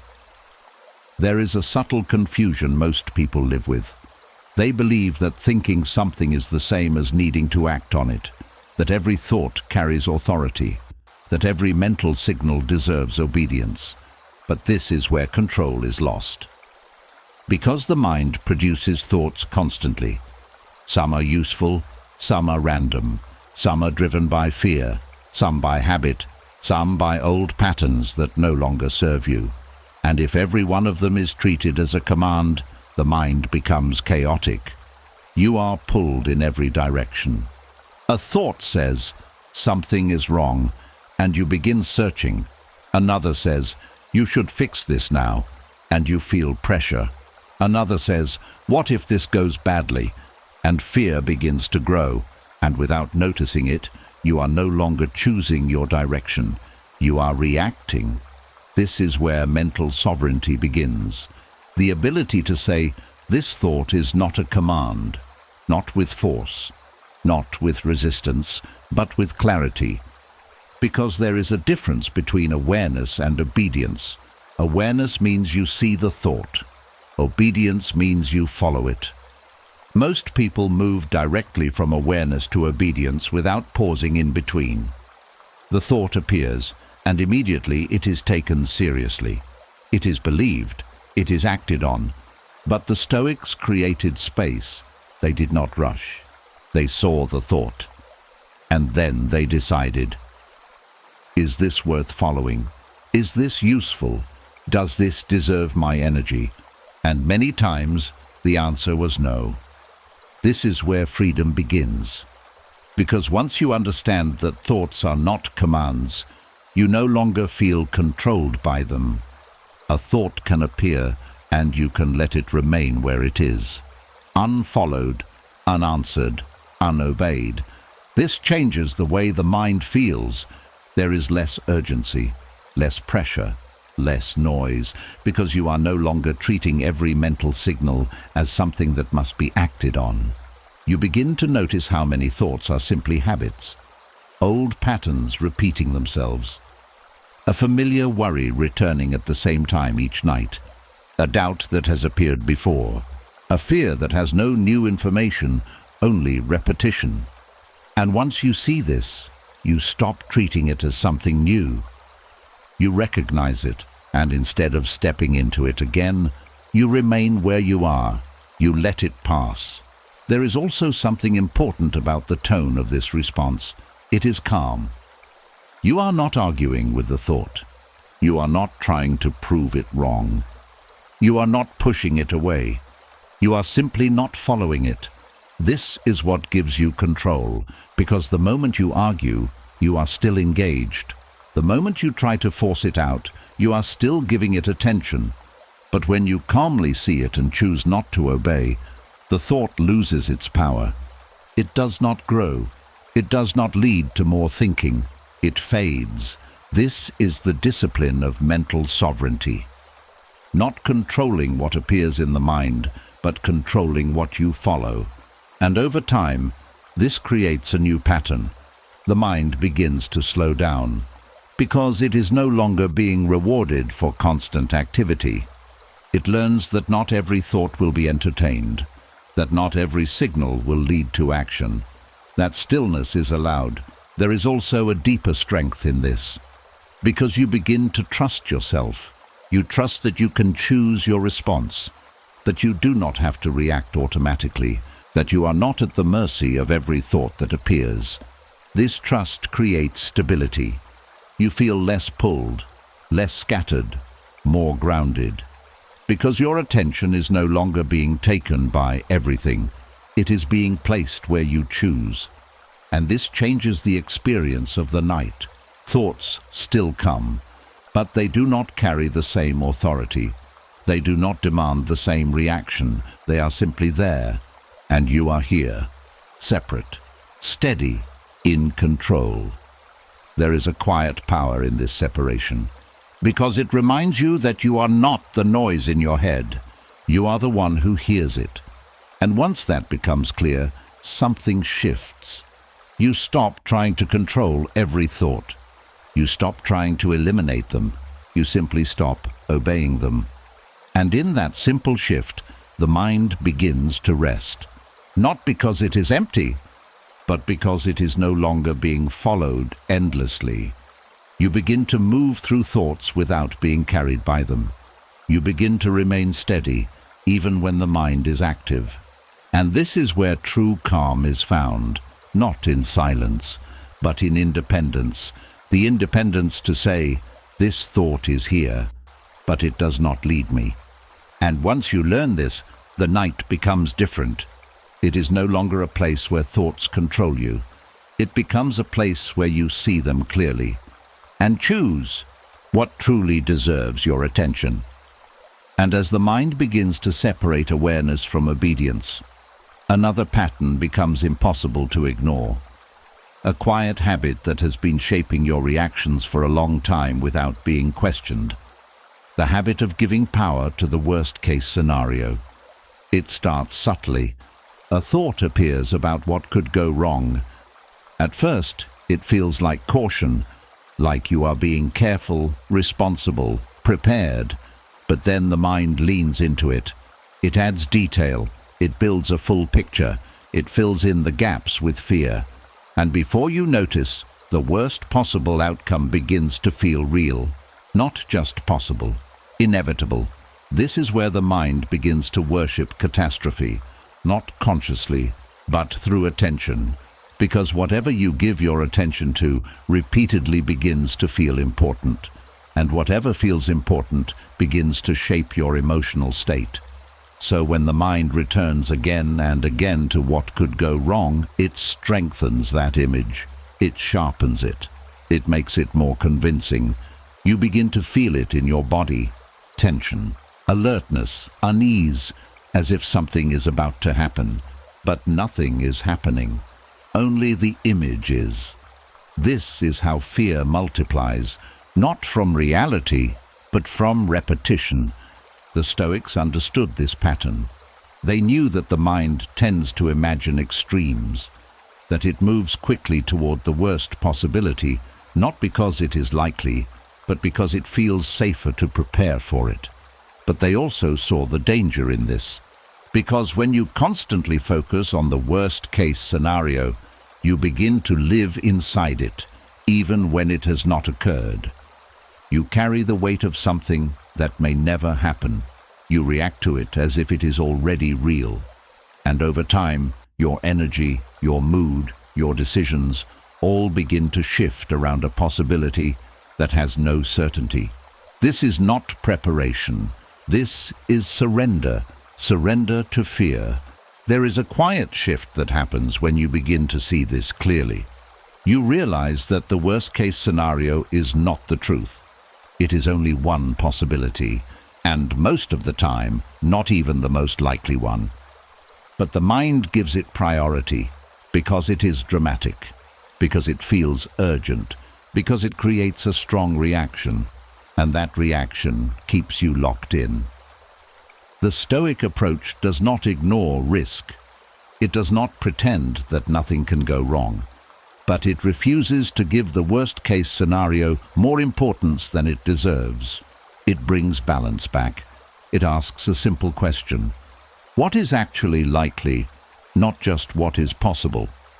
This question grounds the mind, because possibility is endless. Anything is possible. But likelihood is limited. It is based on reality, on patterns, on what actually tends to happen. And when you shift your attention from possibility to likelihood, the mind begins to calm. The exaggerated fear starts to shrink. You also begin to see that even if something goes wrong, it is rarely as final as the mind imagines. The worst-case scenario often feels absolute, like there is no recovery, no way forward. But in reality, most situations are not that extreme. There is adjustment. There is response. There is movement. And the Stoics focused on this. Not on preventing every possible outcome, but on strengthening their ability to respond. This is where courage enters. Not the kind that removes fear completely, but the kind that stands steady in front of it. The understanding that even if something difficult happens, you can face it, you can think, you can act, you can move forward. This removes the need to bow to fear, because fear no longer feels like something that will destroy you. It becomes something you can meet. There is also a discipline in not feeding the image. When the worst-case scenario appears, you do not follow it deeper, you do not build it further, you do not add more detail, you stop where it begins. You recognize it, and you return. This is how you weaken it, because fear grows through imagination. But it fades through non-participation. you begin to notice how often the mind tries to pull you back into it. It presents the same scenario again. It asks, "What if?" And instead of answering, you let the question remain unanswered. You do not complete the story. You do not walk to the end of the fear. You stay where you are, and slowly the image loses its strength. There is also something freeing about no longer needing to prepare for every possible disaster. You begin to trust that life does not need to be controlled in that way, that you can move forward without knowing every outcome, that you can act without guaranteeing perfection. This trust weakens the hold of fear, because fear depends on the belief that you are not ready, that you cannot handle what may come. But once you begin to trust your ability to respond, that belief starts to fall apart. You no longer need to imagine every problem in advance. You allow life to unfold, and you meet it when it does. This changes the way the mind behaves at night. The same thoughts may appear, but they do not carry the same weight. They are seen, not followed. They are recognized, not believed. And in that shift, the mind becomes calmer, less reactive, less controlled by fear. You begin to see the worst-case scenario for what it is, a possibility, not a prophecy. And once that becomes clear, you stop treating it like something that must be obeyed. You stop giving it power. You stop building your night around it. And in that release, something steady takes its place. A quiet courage. The kind that does not depend on everything going right, but on your ability to remain grounded no matter what happens. And with that, fear begins to lose its voice. Not completely, but enough for you to rest without bowing to it. And as fear begins to lose its grip, a deeper source of noise starts to reveal itself. Not from the future, not from the past, but from something more personal. A quiet uncertainty about who you are. It does not always show itself clearly. It does not announce itself directly. But it moves underneath many of your thoughts. It shapes how you interpret things. It influences how you react. And at night, when everything slows down, it becomes louder. Because when the roles fall away, when there is no one to impress, no task to complete, no expectation to meet, what remains is the question you have been avoiding. Who am I when nothing is being asked of me? This is where the inner noise begins. Not because there are too many thoughts, but because there is no stable ground beneath them. The mind moves from one idea to another, from one feeling to another, trying to define itself in real time. One moment you feel confident, another moment you doubt yourself.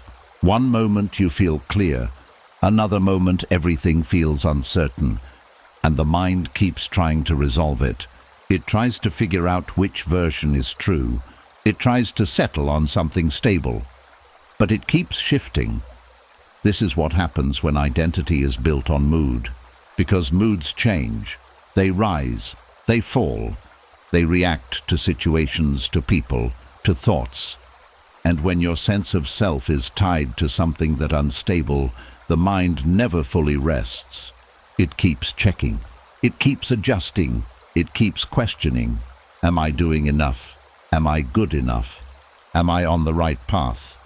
And these questions repeat, not because they need answers, but because the foundation beneath them is not steady. This is why overthinking often feels personal. It is not just about solving problems. It is about trying to define yourself through thinking. The Stoics saw this clearly.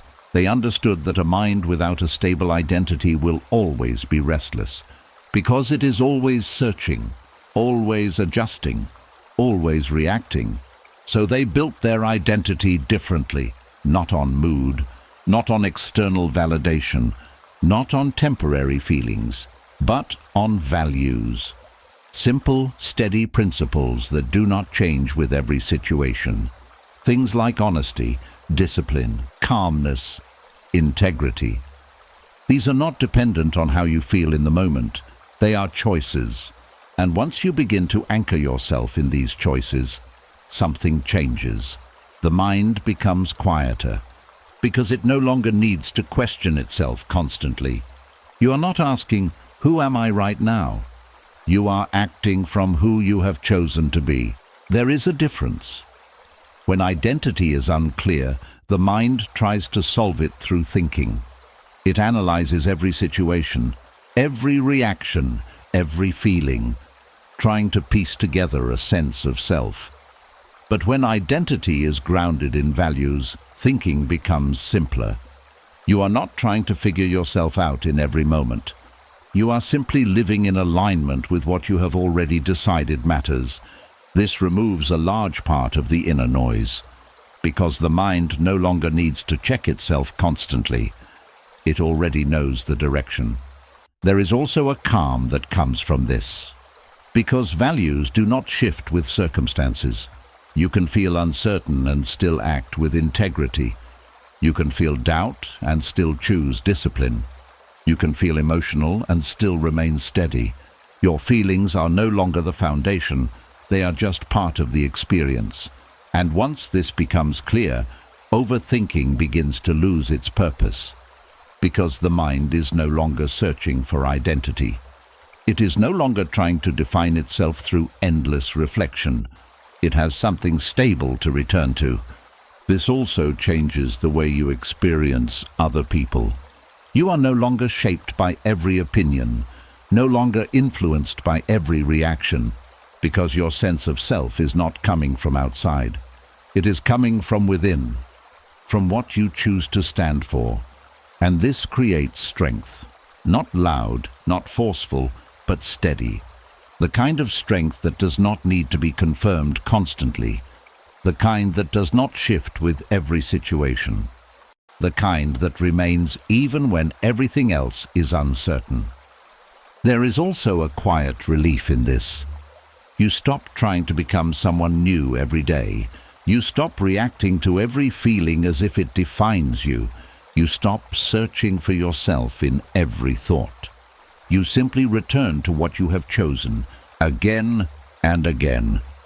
And over time, this builds something solid. A sense of self that is not dependent on mood, not dependent on circumstance, not dependent on external validation, but rooted in something deeper, something stable. And from that stability, the mind begins to rest, because it is no longer trying to answer the same question over and over again. It already knows, and that knowing does not need to be loud. It does not need to be proven. It simply exists, quietly, steadily, and in that quiet, the inner noise begins to fade, not because the mind has stopped thinking, but because it has stopped searching for something it has already found. And for the first time, the night feels less like a place of confusion and more like a place of return. And as identity begins to settle into something steady, the night reveals itself in a different way. Not as something to escape, not as something to fear, but as something that shows you what the day keeps hidden. Because when the world goes silent, the mind stops performing. There are no roles to play, no expectations to meet, no distractions strong enough to pull you away from yourself. And in that stillness, what remains is not random. It is revealing. The thoughts that appear at night are not always new. They are often the ones that were pushed aside during the day, the ones that did not have space to be felt, the ones that stayed quiet beneath movement, beneath conversation, beneath responsibility. But silence brings them forward, not to harm you, to show you something. This is why the night can feel intense, because it acts like a mirror. It reflects what is still unresolved, what is still attached, what is still fragile. You may notice how certain things return more often than others. A specific fear, a particular memory, a repeated doubt. These are not random. They are signals. Not problems to solve immediately, but areas to understand. Attachment is one of the first things the night reveals. The things you hold on to tightly during the day often return at night with more force. The need for approval, the fear of losing something, the desire for things to go a certain way. These attachments do not disappear when the day ends. They become clearer. Because without distraction you begin to see how much they influence your thoughts, how much they shape your reactions, how much weight they carry.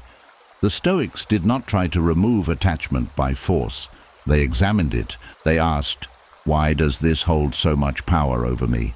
And in that question, they began to loosen its grip. Because once you see an attachment clearly, it stops being invisible. It stops controlling you without your awareness.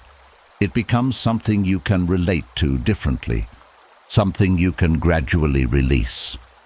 Hidden fears also rise in the silence, not always the obvious ones, but the quiet ones. The fear of not being enough, the fear of being misunderstood, the fear of losing control. These fears often stay beneath the surface during the day, covered by activity, masked by routine. But at night, they find space, and they speak, not loudly, but persistently. This is where many people become overwhelmed, because instead of seeing these fears as signals, they treat them as truths. They believe them, they follow them, they build stories around them, and the night becomes heavy. But the Stoic approach shifts this. It does not deny the fear. It observes it. It asks, what is this fear pointing to? What belief is behind it? What expectation is creating it? And in that observation, the fear begins to change. It becomes something to understand, not something to obey. There is also something fragile that the night reveals, the way you see yourself. During the day, identity can feel stable. You are busy, you are moving, you are doing. But at night, when all of that stops, the sense of self becomes more exposed. And if it is not grounded, it begins to shift. You question yourself. You doubt yourself. You analyze your actions. You wonder if you are enough. This is not because something is wrong. It is because the foundation is being tested, and the night shows you where it is weak, not to break you, but to show you where to strengthen. The Stoics used this mirror wisely. They did not run from it. They did not try to silence it. They looked into it with calm. They saw what was there without exaggeration, without judgment, without panic. And in that clear seeing, they began to adjust. They strengthened their values. They reduced their attachments. They questioned their fears, not all at once, but gradually, night after night. There is a quiet honesty in this process, because the night does not lie. It shows you what remains when everything else is removed. And while this can feel uncomfortable, it is also valuable, because what is seen clearly can be changed. What is hidden cannot. This changes the way you experience nighttime overthinking. It is no longer just noise. It becomes information. It becomes a guide, not something to follow blindly, but something to observe carefully. You begin to listen differently. You notice patterns. You see what returns again and again. You recognize what is still unresolved. And instead of reacting, you begin to understand. This is where growth begins, not in forcing the mind to be quiet, but in learning from what it reveals. You do not need to solve everything in one night. You do not need to fix every fear. You do not need to remove every attachment. You only need to see clearly. And once you see clearly, the process begins. Slowly, naturally, without force. The night becomes less overwhelming because you are no longer lost in it. You are observing it, learning from it, growing through it. And over time, the mirror becomes less intense, not because it stops reflecting, but because there is less conflict to show, less fear to expose, less attachment to hold on to. and what remains is something quieter, a mind that is more stable, more grounded, more at ease with itself. And in that ease, the night transforms. It is no longer a place of confusion. It becomes a place of clarity, a place where you meet yourself without distraction. And slowly, without pressure, you begin to understand who you are beneath the noise. And that understanding brings a kind of calm that nothing external can replace. And as the night begins to reveal rather than overwhelm, a final tension often remains, a quiet pressure that sits beneath everything else, the feeling that you cannot rest until everything is figured out. It does not say it loudly, it whispers. It tells you that there is still something left to solve, something left unfinished, something that needs your attention before you can truly relax. And so the mind keeps going. One more thought, one more question, one more attempt to understand. As if peace is something that must be earned through completion. But this is where the exhaustion continues, because life does not pause itself for you to solve it. There will always be something open, something unclear, something unresolved. And if your rest depends on closing every loop, you will never fully rest. This is the trap.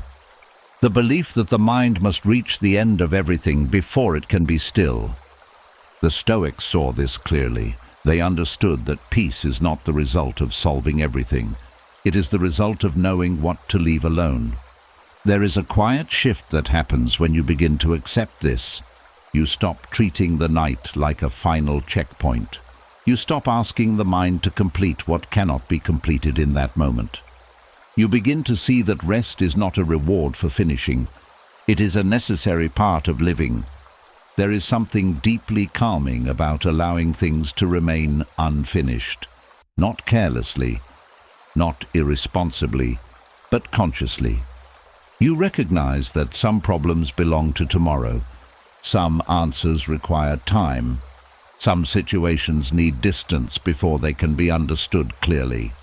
And instead of forcing yourself to solve them now, you allow them to wait. This is not avoidance. It is timing. You are choosing the right moment for clarity, not demanding it in a state where the mind is already tired. There is also a form of surrender in this. Not giving up, not losing control, but releasing the need to control everything at once. You allow life to remain open. You allow uncertainty to exist without needing to close it immediately. You allow the mind to step away from the constant movement, and in that surrender, something begins to settle, because the mind no longer feels responsible for everything. It no longer feels like it must carry the full weight of your life into this moment. It can finally let go.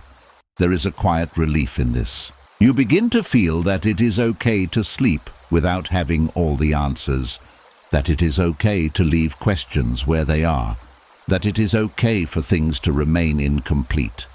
And this does not make you less capable, it makes you more balanced, because you are no longer exhausting yourself trying to do everything at once.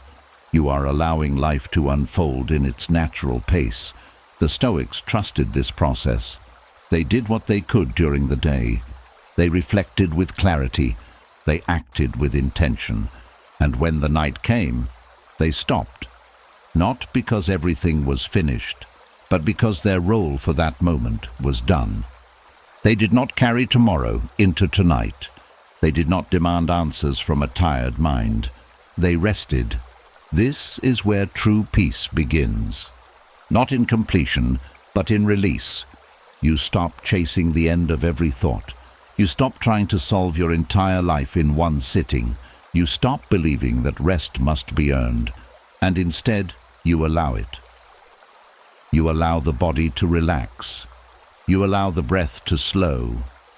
You allow the mind to settle without forcing it to be empty. There is a difference between solving and letting go. Solving requires effort. Letting go requires trust. Trust that what matters will return when it is time. Trust that clarity will come when the mind is ready.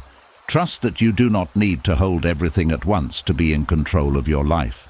And when this trust begins to grow, the night changes.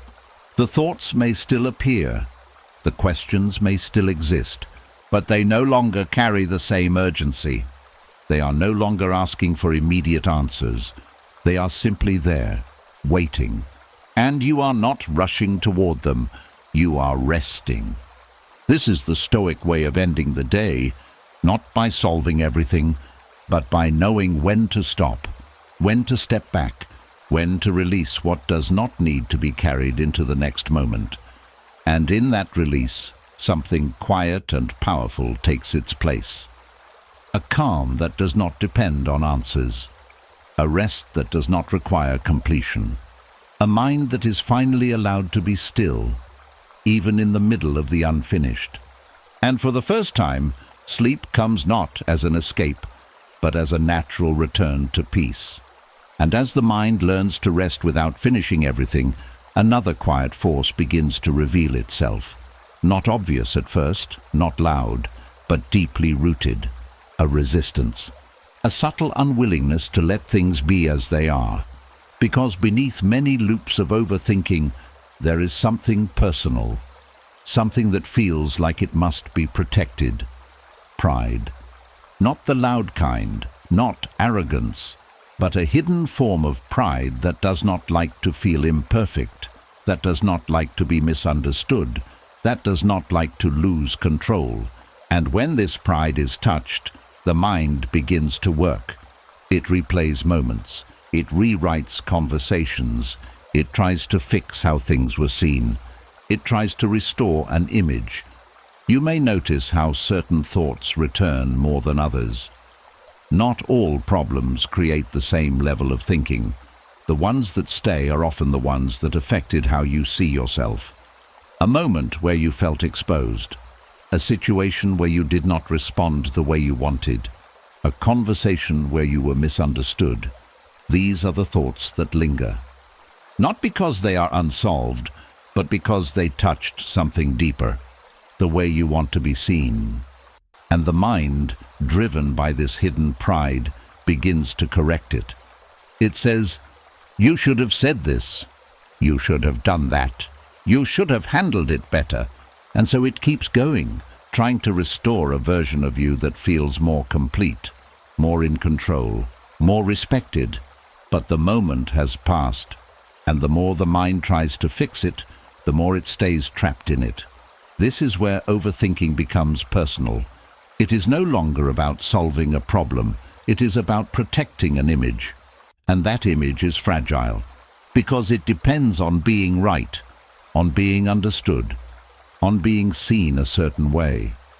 The Stoics saw this clearly. They understood that much of human suffering comes from attachment to how we appear, not just what we do. They saw that the need to always be right, always be respected, always be understood, creates tension, because the world does not always reflect us the way we expect. People misunderstand, situations unfold differently, outcomes are not always perfect. And when pride is attached to these things, the mind resists. It pushes back, it replays, it argues, it tries to regain control. But this only creates more noise, more tension, more exhaustion. The Stoic response is not to destroy pride, but to see it, to recognize when it is influencing your thinking, to notice when the mind is not seeking clarity, but trying to protect an image. And once you see that, something begins to shift. You stop taking every situation so personally. You begin to accept that imperfection is part of being human, that being misunderstood does not define you, that losing control in a moment does not erase your strength. This does not make you careless, it makes you free, because you are no longer trying to maintain a perfect image in every situation. You are simply acting with intention and allowing the rest to be what it is. There is a quiet humility in this, not thinking less of yourself, but needing less from how others see you. You no longer replay every moment to fix how you appeared. You no longer carry conversations into the night to prove something. You no longer feel the need to be perfect in every situation. And when this need fades, overthinking begins to lose its fuel. Because the mind is no longer trying to correct every imperfection. It is no longer trying to control every perception. It is no longer attached to every outcome. There is also a deeper peace in accepting that you will not always be understood, that you will not always respond perfectly, that you will not always be in control, and that this is not a failure, it is reality. The Stoics did not aim to be perfect, they aimed to be aligned with their values. And once that alignment was clear, they did not need to replay every moment. They did not need to prove anything to themselves or others. They simply moved forward. This is where the mind becomes lighter, because it is no longer carrying the pressure of perfection. It is no longer defending an image. It is no longer trying to fix what cannot be changed. It is simply present. And in that presence, something softens. The tension fades. The need to overthink reduces. The mind becomes quieter. Not because there are no thoughts, but because there is less resistance, less attachment, less pride.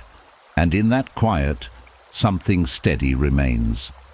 A sense of self that does not depend on being flawless. A calm that does not require control. A mind that can finally rest without trying to be perfect. And as the pressure to appear perfect begins to fade, something else becomes clear. Not just what you think, but what your thinking is costing you. Because there is a quiet truth most people overlook. Your attention is limited, not infinite, not endless. It is a form of energy, a resource, something that can be used wisely or wasted without noticing, and the mind spends it constantly. Every thought you follow takes something from you. Every loop you enter, every scenario you build, every memory you replay, it all draws from the same place, your mental energy. But because this spending is invisible, it often goes unchecked.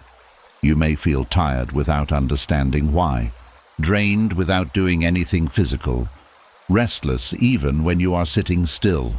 And much of that comes from where your attention has been going. This is the emotional economy of thought.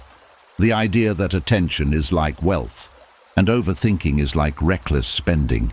You give it away too easily, to things that do not return value, to thoughts that do not lead anywhere, to worries that do not change anything, and over time you are left with less clarity, less calm, less energy.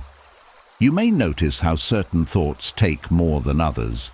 A single worry can stay with you for hours. A repeated memory can drain your mood. An imagined scenario can hold your attention long enough to affect your entire night. And the cost is not just time, it is emotional weight. Because every thought you follow carries a feeling with it. And when those feelings repeat, they shape your state. The Stoics were very careful with this. They understood that attention is one of the most valuable things you have, because where your attention goes, your life follows.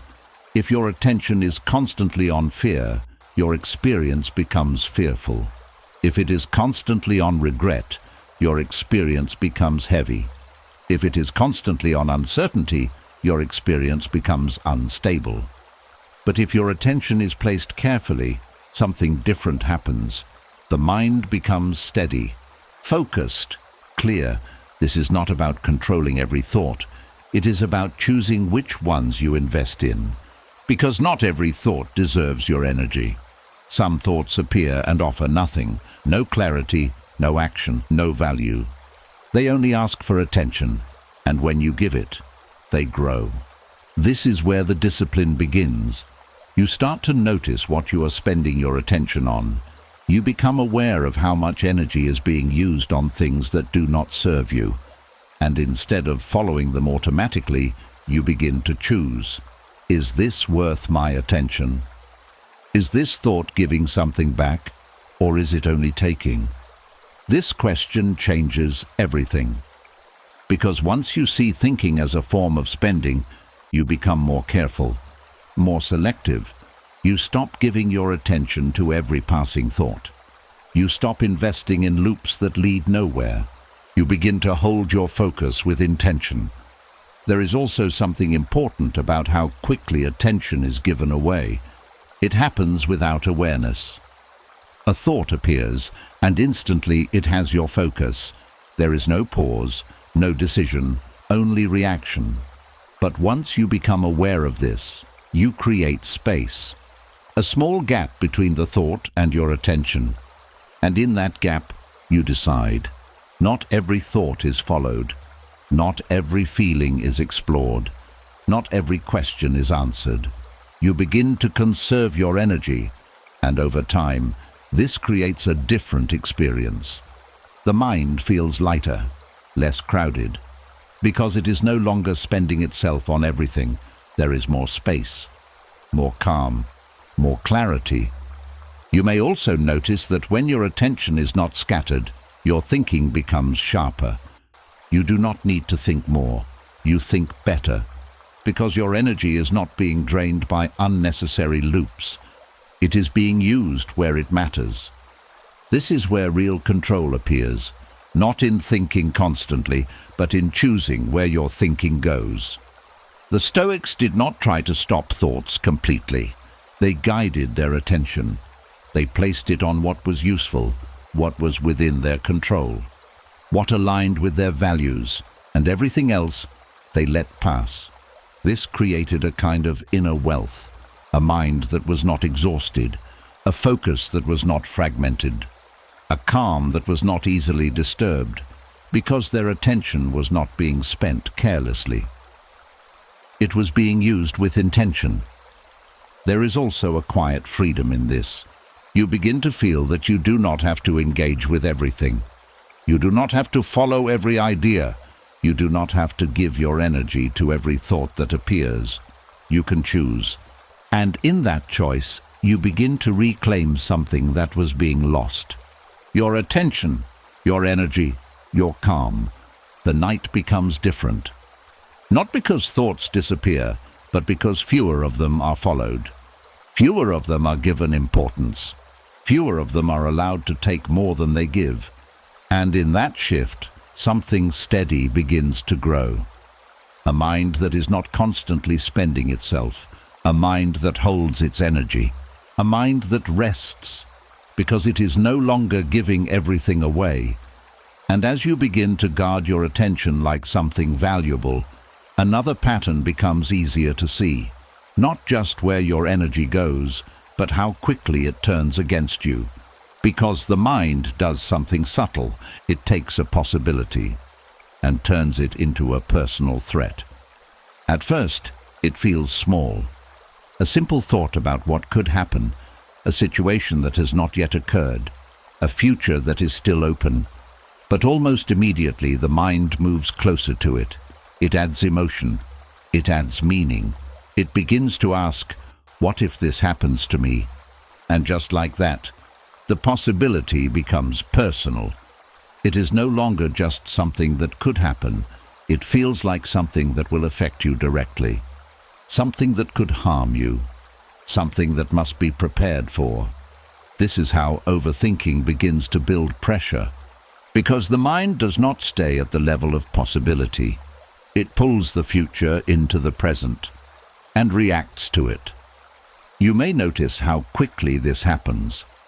A thought about a conversation turns into anxiety about how you will be seen. A thought about a task turns into fear of failure. A thought about uncertainty turns into a feeling that something is wrong. And all of this happens before anything has actually occurred. This is where emotional reality is created from imagination.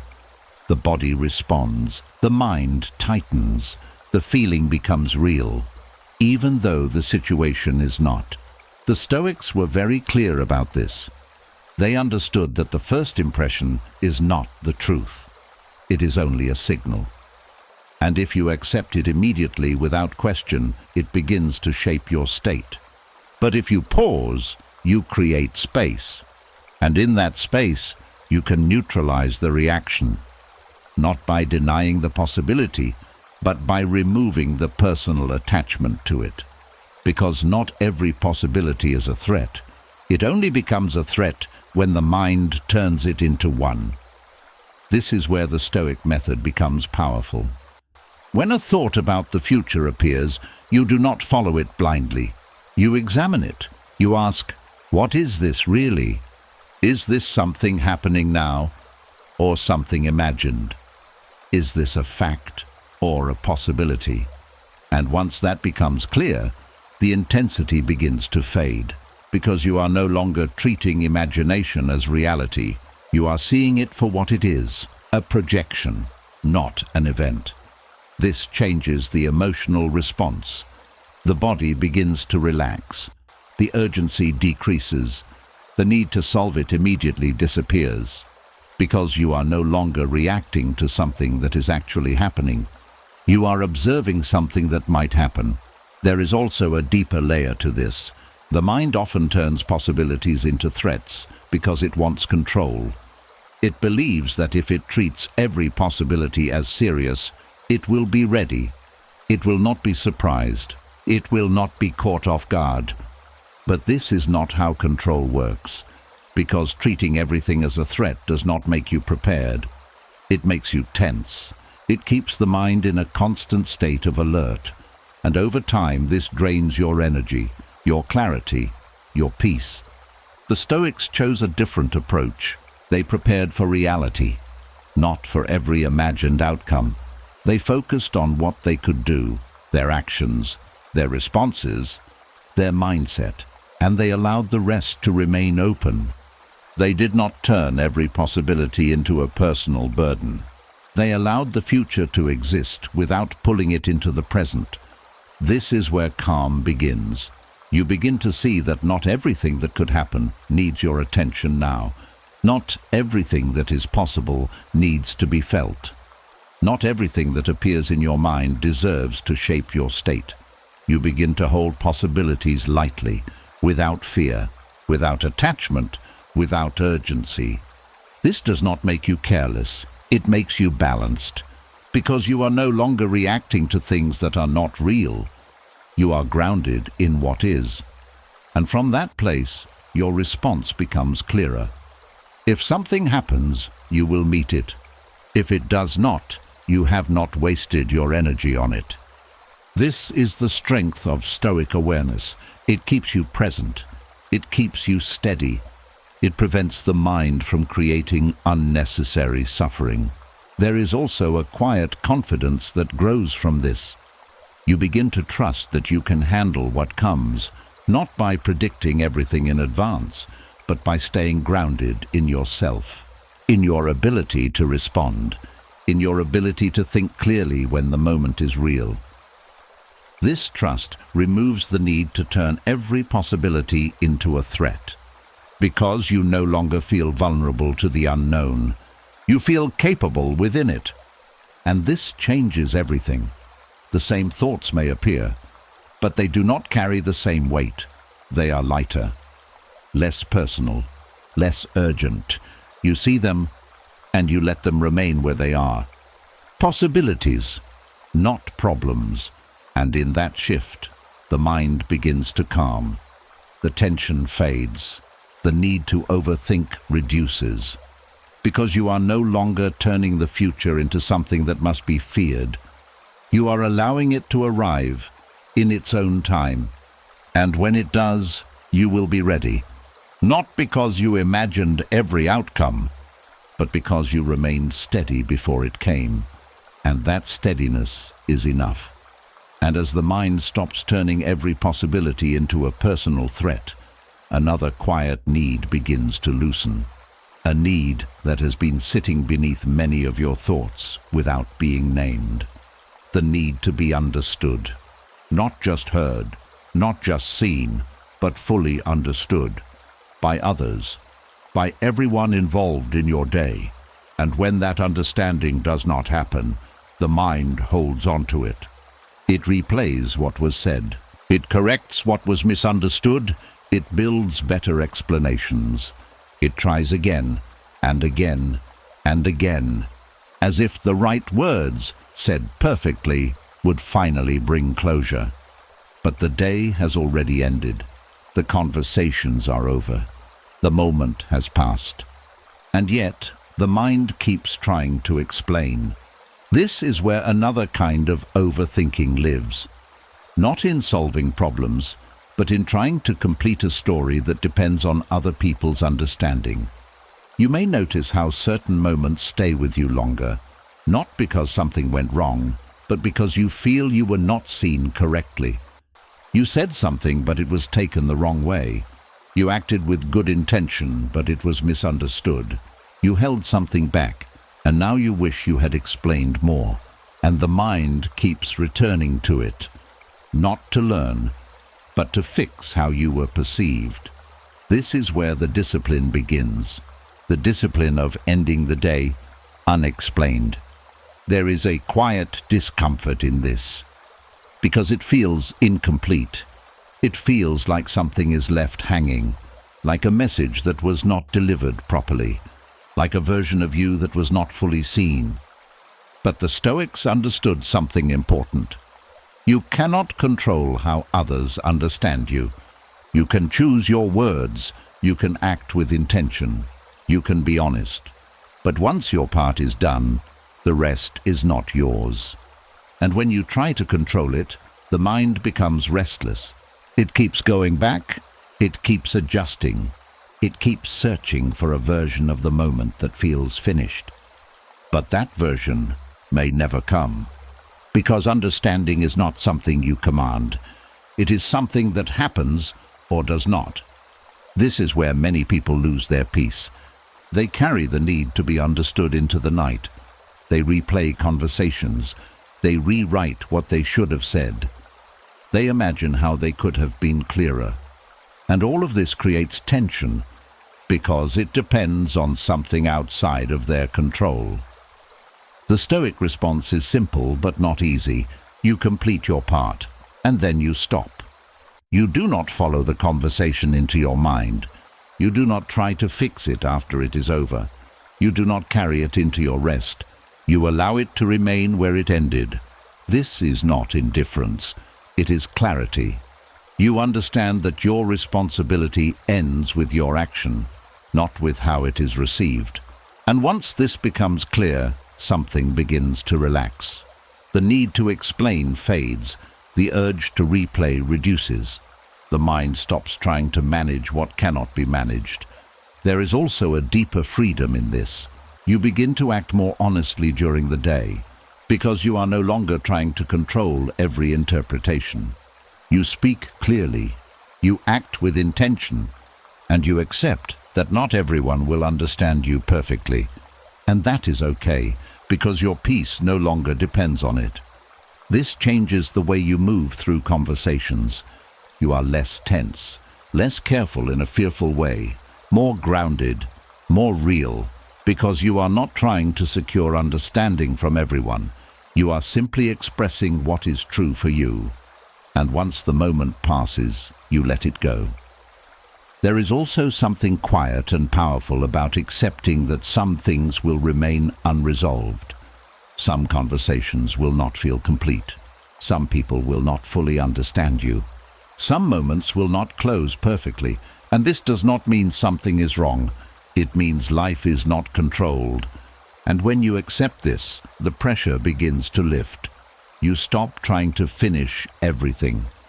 You stop trying to explain everything. You stop trying to be perfectly understood. And in that release, the mind becomes lighter. The night becomes calmer. Because there is nothing left to prove, nothing left to fix, nothing left to carry.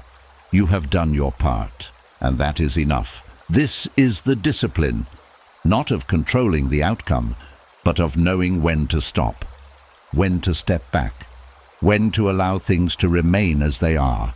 And in that stillness, something returns, a sense of ease, a quiet confidence, a peace that does not depend on being fully understood.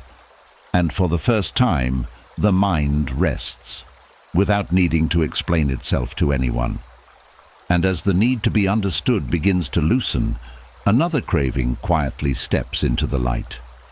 One that feels safe, one that feels intelligent, but one that keeps the mind moving without rest.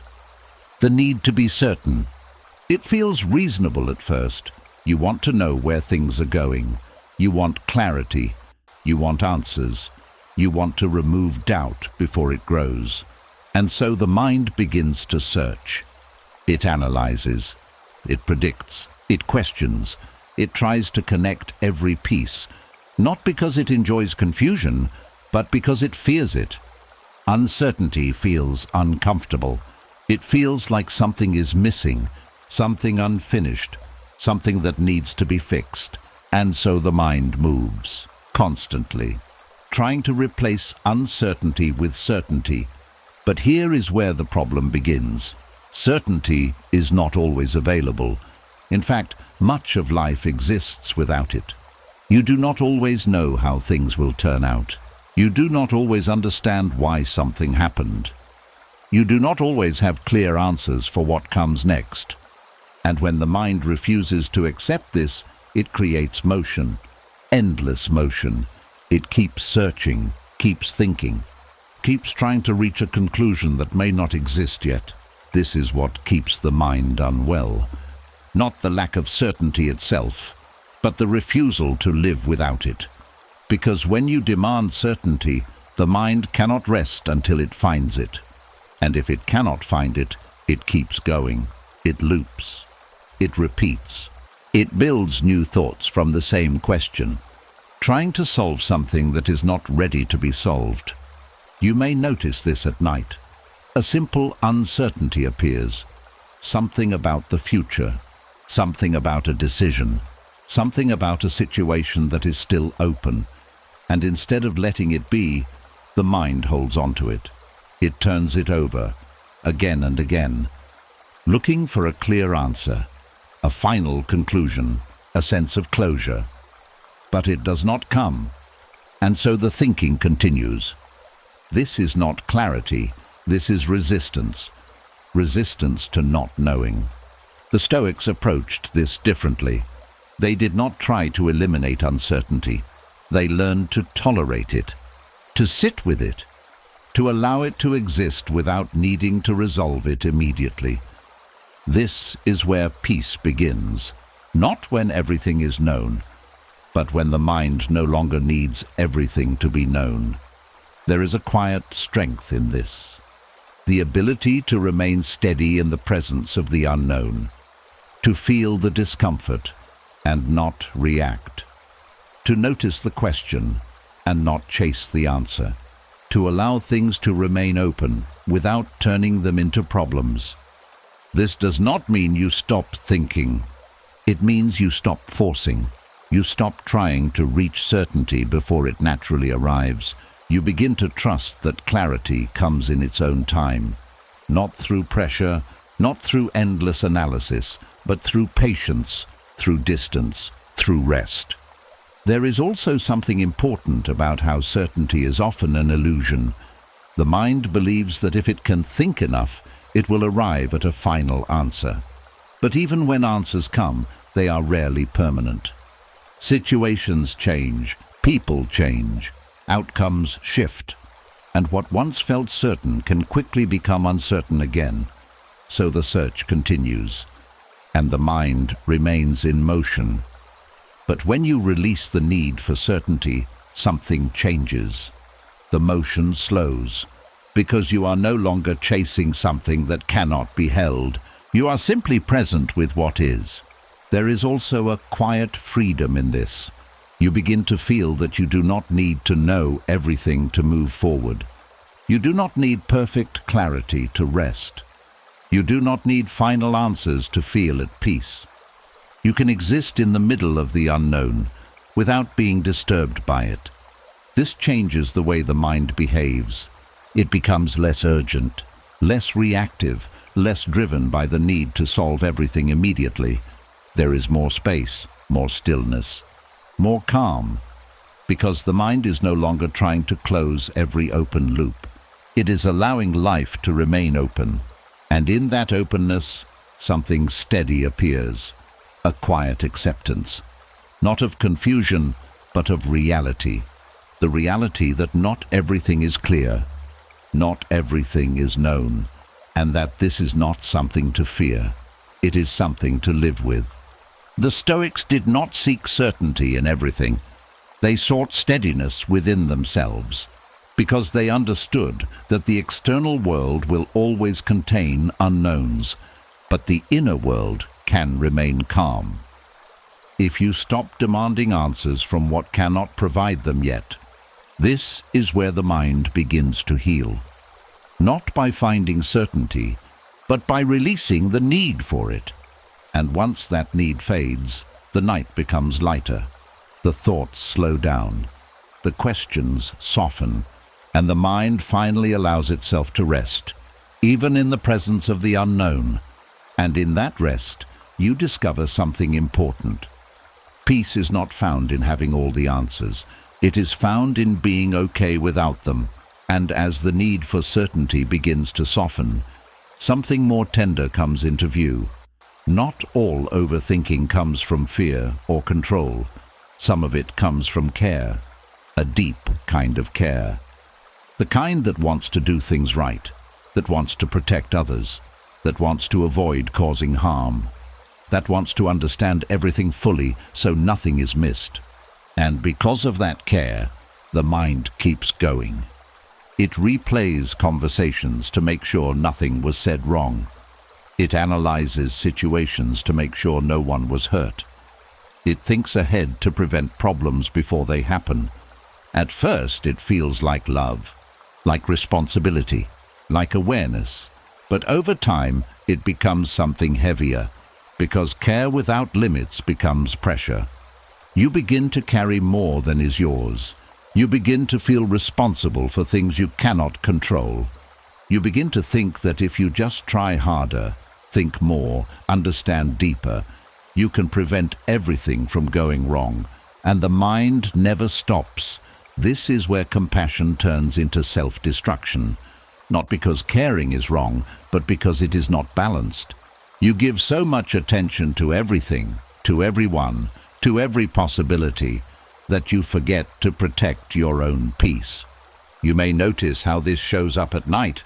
The thoughts are not always negative. They are concerned, they are thoughtful, they are careful, but they do not rest, because there is always something more to consider, something more to check, something more to feel, and the mind becomes exhausted, not from a lack of care, but from too much of it. The Stoics understood this in a different way. They did not remove compassion. They refined it. They gave it boundaries. They understood that caring does not mean carrying everything, that being thoughtful does not mean thinking endlessly, that wanting to do good does not require sacrificing your own stability. This is where the reset begins. You begin to see that your care needs direction, not expansion. You do not need to think about everything. You need to think about what is yours to act on, because there is a difference between caring and controlling. Caring says, I will do my part. Controlling says, I must make sure everything turns out right. And when you cross that line, the mind becomes responsible for things it cannot manage. This is where overthinking grows. The Stoic approach brings it back. It asks, what is actually within my reach? What can I do right now? What belongs to me and what does not? And once that becomes clear, your care becomes focused. You act where you can. You respond where it matters. And everything else you release. This does not make you cold. It makes you balanced. Because you are no longer spreading your energy across everything. You are placing it where it can make a real difference. There is also a quiet compassion that must be directed toward yourself. Because many people who overthink are harsh with themselves. They expect perfection. They expect complete awareness. They expect to never make mistakes. And when they do, the mind turns against itself. But this is not care. This is pressure. True compassion includes you. It allows you to rest. It allows you to not have everything figured out. It allows you to be human. And when you begin to include yourself in your care, something shifts. The mind softens. The tension reduces. The need to think through everything begins to fade. Because you are no longer trying to carry the weight of the entire world. You are simply doing what you can and allowing the rest to be. There is also a discipline in knowing when to stop. Even when you care, especially when you care. You notice when your thinking is no longer helping, when it has crossed from reflection into repetition, when it is no longer creating clarity but only creating fatigue. And in that moment, you choose to step back, not because you do not care, but because you care enough to protect your own peace. This is where strength appears, not in thinking more, but in knowing when to stop. Knowing when enough is enough, knowing when your part is done. And once you reach that point, you allow yourself to rest. Without guilt. Without the feeling that you should be doing more. Without the pressure to solve everything. You trust that what matters will be handled when it needs to be handled, and that your constant thinking is not what holds everything together. This trust is what frees you, because it removes the belief that everything depends on your mind staying active. You begin to see that life continues even when you rest, that people find their own paths, that situations unfold without your constant involvement. And in that realization, the mind begins to let go. Not completely, but enough to breathe, enough to settle, enough to rest. This is the Stoic reset for the one who cares deeply. Not to care less, but to care wisely. To direct your energy where it matters. To release what is not yours. To include yourself in your own compassion. And to understand that your peace is not something you sacrifice for others. It is something you protect, so that your care remains strong, not exhausted. And in that balance, the mind finally finds relief, not from caring, but from carrying too much.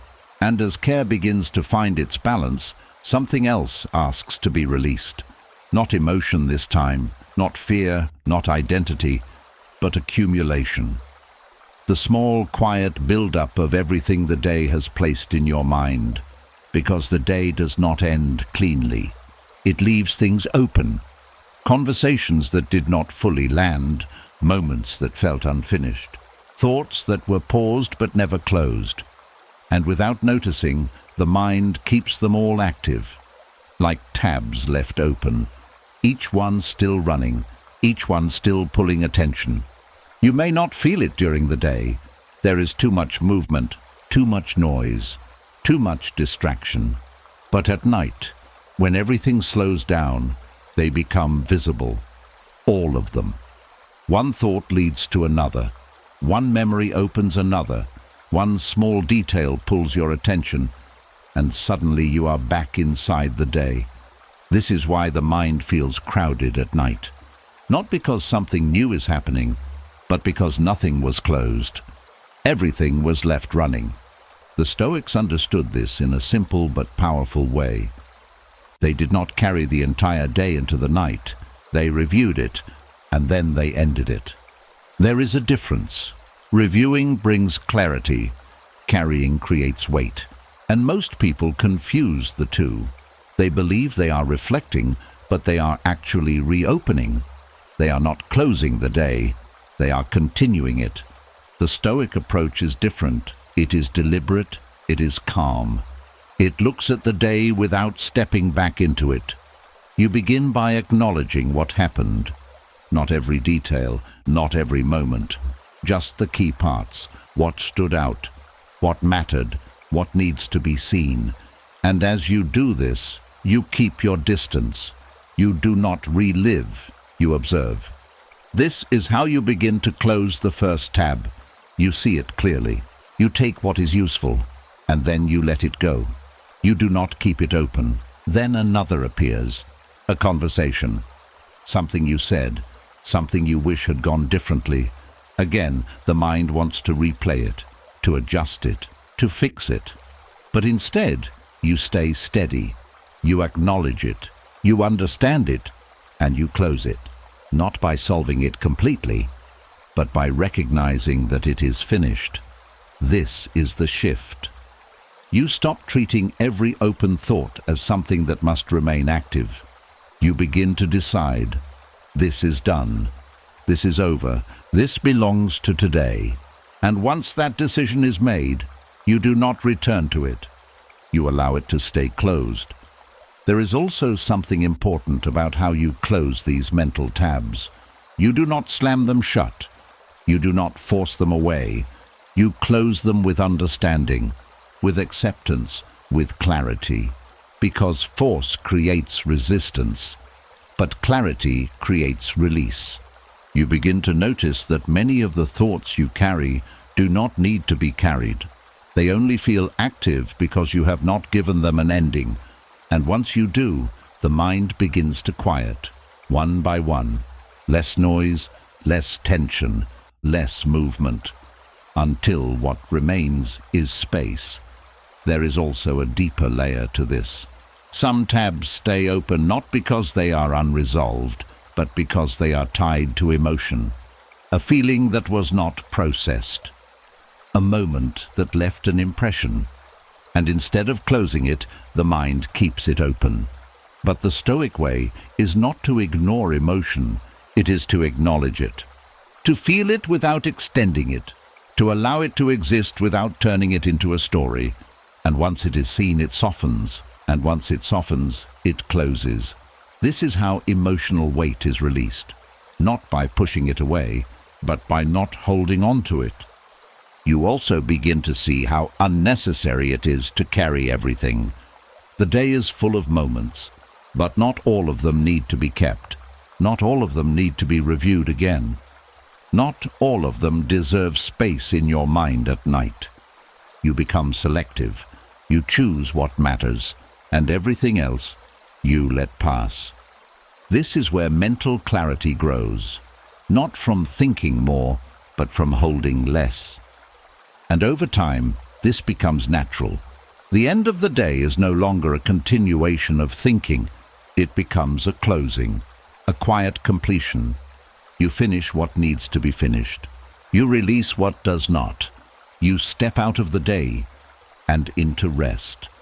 There is a calm in this process, because the mind is no longer crowded. It is no longer carrying every conversation, every mistake, every small tension. It has space. And in that space, something settles. The breath slows. The body relaxes. The thoughts reduce. Not because they are gone, but because fewer are being held. This is the Stoic way of closing the day.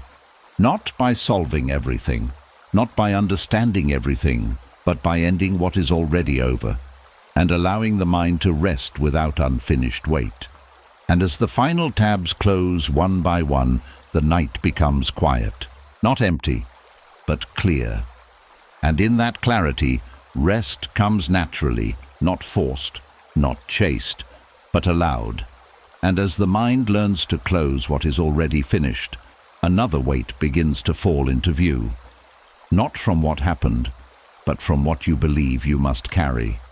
A quiet sense of responsibility that was never truly yours. It shows up in subtle ways. You think about how someone reacted. You replay their tone. You analyze their mood. You wonder if something you said caused it. And without noticing, the mind begins to take ownership. Maybe I should have said it differently. Maybe I made them feel that way. Maybe it's my fault.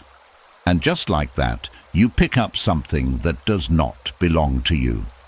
This is the burden of imaginary responsibility. It feels real. It feels important. It feels like care, but it is often misplaced, because you begin to believe that you are responsible not just for your actions, but for how others respond to them. You feel responsible for their mood, their interpretation, their reaction, their outcome. And this is where overthinking begins to grow. The mind starts working overtime, trying to manage something it cannot control.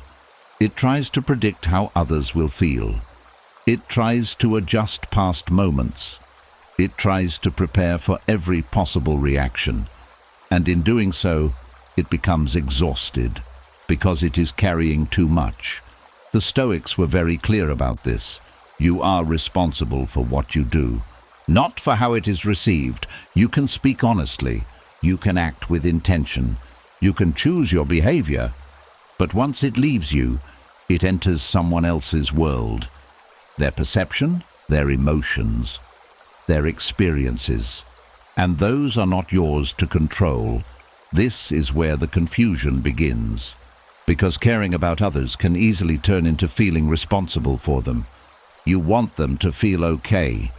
You want them to understand you. You want things to go smoothly. And when they do not, the mind turns inward. It searches for what you did wrong, even when nothing was wrong. This is how the burden grows. You begin to carry conversations long after they end. You begin to analyze reactions that are not yours. You begin to feel tension that does not belong to you. And the night becomes heavy, not because of what happened, but because of what you believe you must fix. The Stoic shift is simple, but powerful. You draw a line. What is mine and what is not? Your words are yours. Your intentions are yours. Your effort is yours. But their response is not. Their mood is not. Their interpretation is not. And once this line becomes clear, something begins to release. You stop chasing their reaction. You stop replaying their tone. You stop trying to manage how they feel, because you understand that it does not belong to you. This does not make you careless. It makes you clear. You still act with respect. You still speak with intention, but you do not carry what comes after. There is a quiet freedom in this, because you are no longer tied to every emotional shift in others. You are no longer adjusting yourself endlessly to avoid every possible reaction. You are simply being responsible for your part and allowing the rest to be. There is also something important about how much of this responsibility is imagined. Often people's reactions are shaped by things you cannot see. Their past, their mood, their own thoughts, their own struggles. And yet, the mind tries to connect it back to you.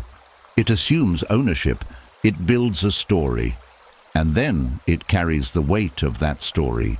But when you step back, you begin to see that not everything is about you. Not every reaction is caused by you.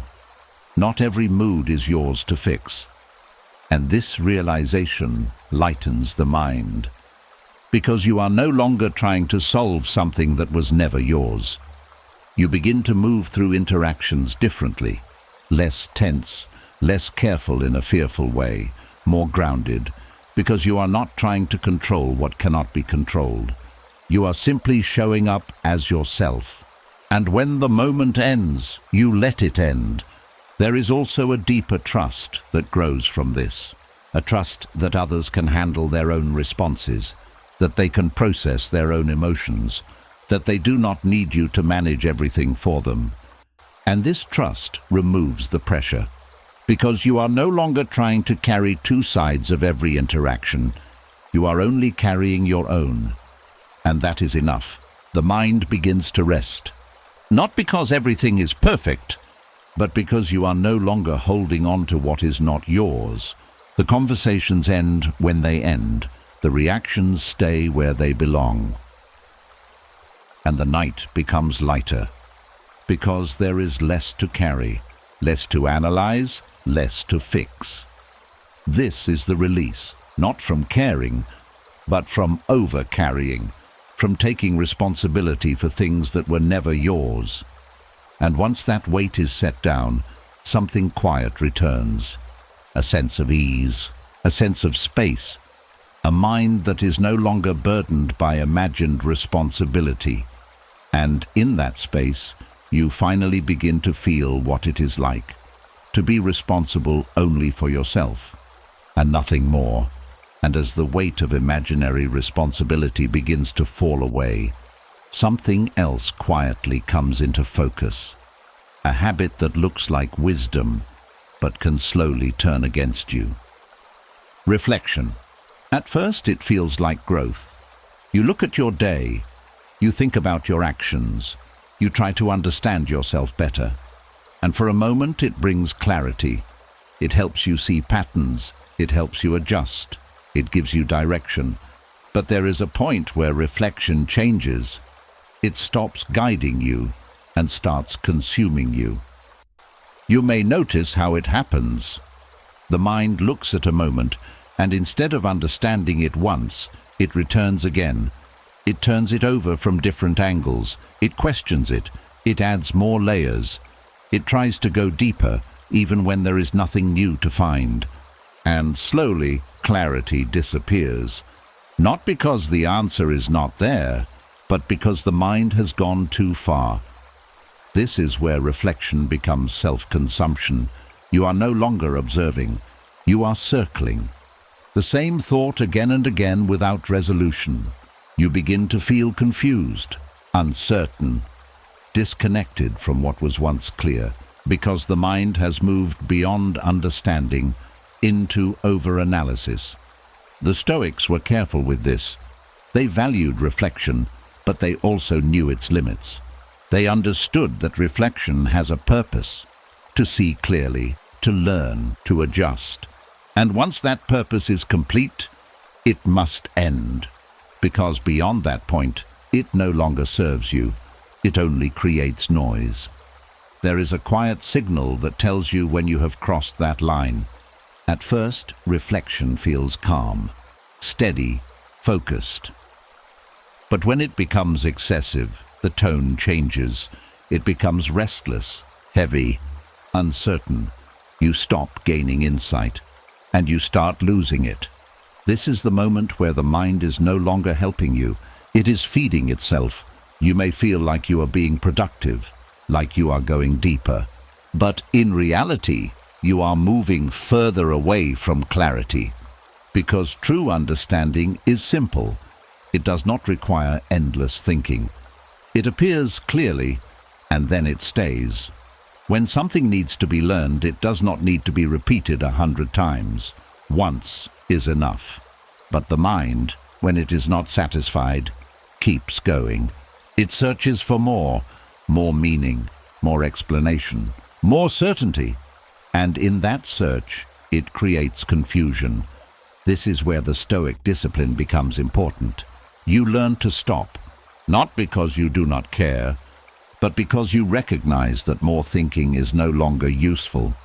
You see that the insight has already been found, and continuing will only distort it. There is strength in ending reflection at the right moment, in saying, "This is clear enough, this is understood, there is nothing more to add." And once you reach that point, you step away. You do not return. You do not reopen it. You allow it to remain complete. This protects your mind, because it prevents you from turning clarity into confusion. There is also something deeper happening when reflection becomes excessive. The mind is often trying to feel in control. It believes that if it keeps analyzing, it will reach a perfect understanding, a final answer. But that answer does not exist. Not in that way. Life is not something that can be fully explained through thinking. There will always be parts that remain unclear. And when the mind refuses to accept that, it keeps going. It keeps digging. It keeps searching, until it becomes lost in its own process. This is where self-consumption begins, not from lack of intelligence, but from lack of boundaries. The Stoics placed those boundaries clearly. Think when it is useful. Stop when it is not. Reflect with purpose. Release when it is done. This keeps the mind clean, balanced, steady. You begin to trust that understanding does not come from endless thinking. It comes from clear thinking.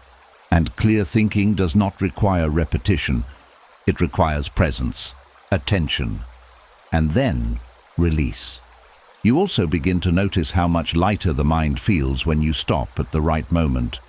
There is less tension, less confusion, less noise, because you are no longer feeding thoughts that have already served their purpose. You are allowing them to end. And in that ending, something important appears. Space. A quiet space where the mind is not occupied, not analyzing, not searching, just still. And in that stillness, clarity remains, not because you are holding on to it, but because you are not disturbing it.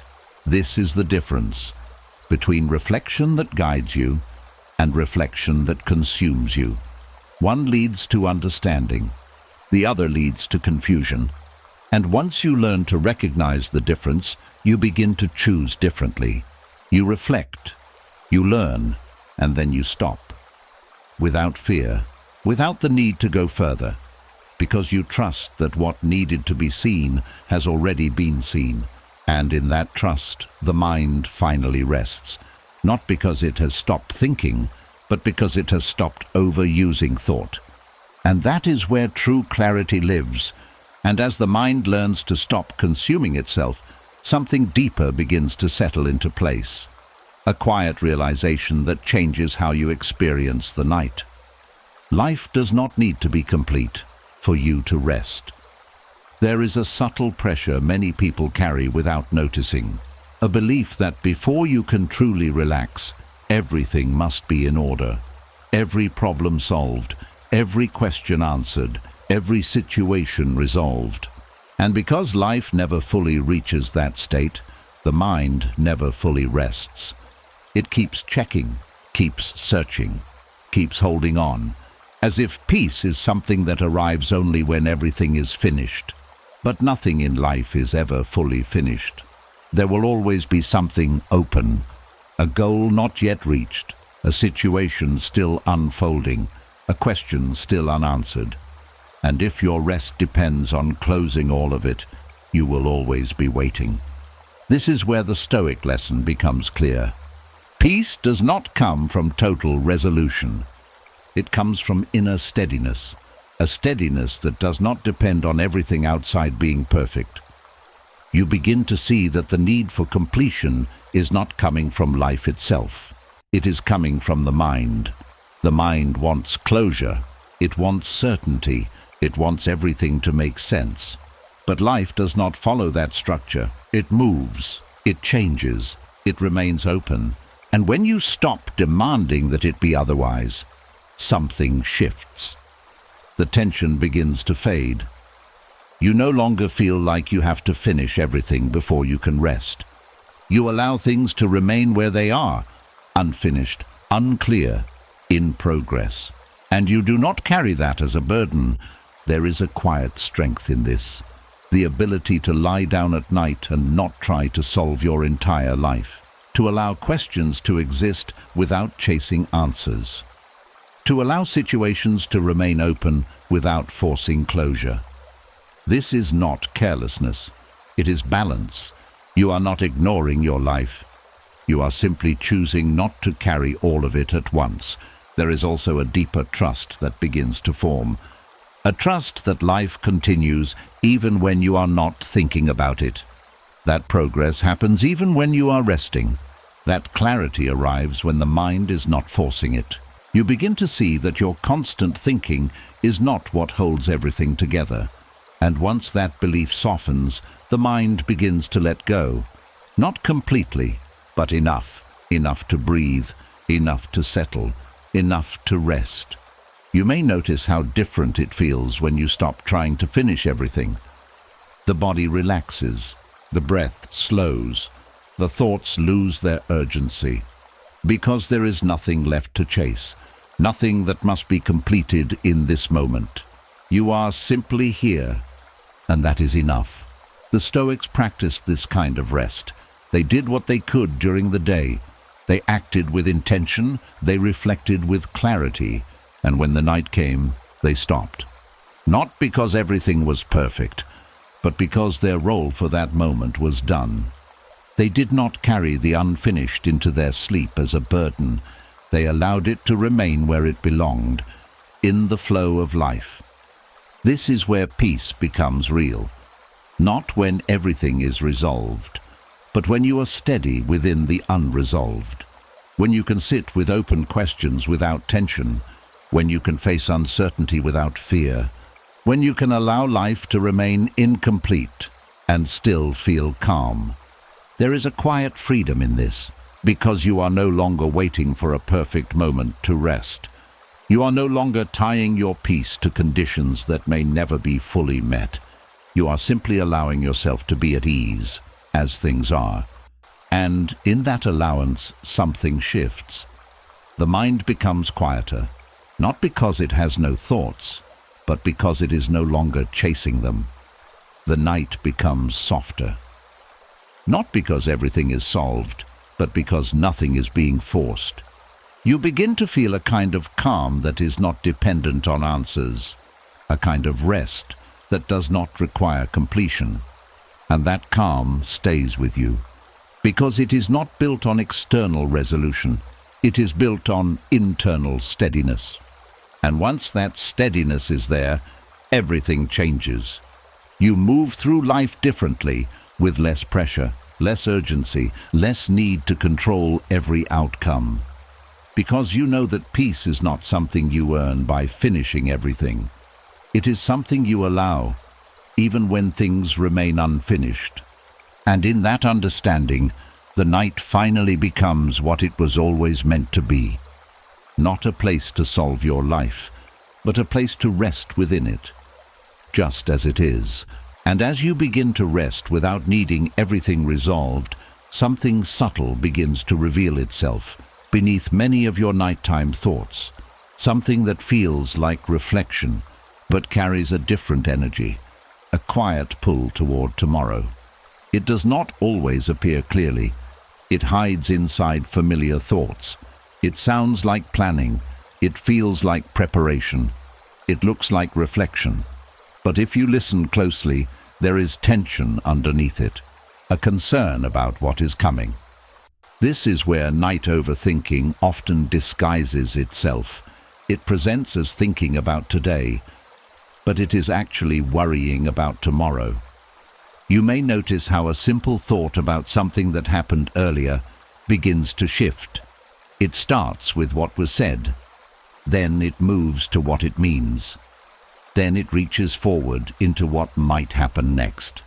Will this affect tomorrow? Will this become a problem? What if it leads to something worse? And suddenly, the mind is no longer in the present. It has moved ahead. It is trying to manage a future that has not arrived. This is tomorrow, anxiety, wearing the mask of reflection, because it feels more acceptable to think you are reflecting than to admit you are worrying. But the body knows the difference. Reflection is calm, it is steady, it brings clarity. Anxiety is restless, it carries urgency, it creates tension. And when you begin to feel that tension at night, it is often not about what has already happened, it is about what might happen next. The Stoics understood this pattern clearly. They saw that the mind often projects forward, trying to secure the future before it arrives. But they also knew that this creates unnecessary suffering.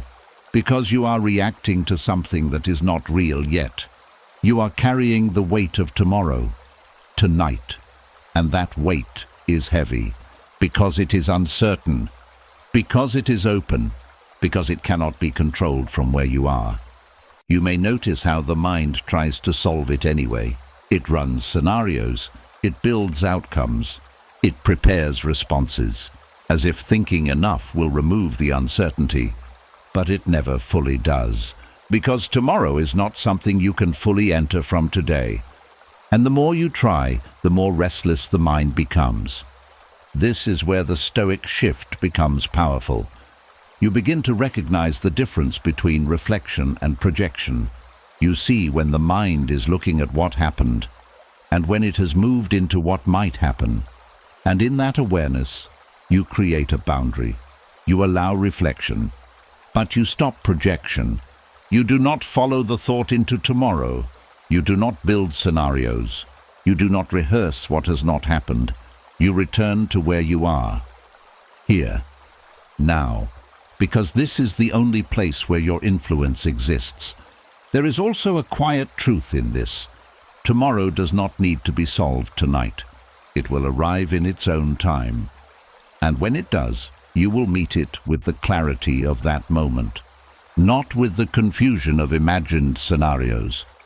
The Stoics trusted this. They focused on preparing themselves, not predicting everything. They strengthened their ability to respond, instead of exhausting themselves trying to control what had not yet come. This changes the way the mind behaves at night. The same thoughts may appear, but you recognize them. You see the shift from present to future, from reflection to projection, and instead of following them, you pause. You let them stop where they are. You do not carry them further.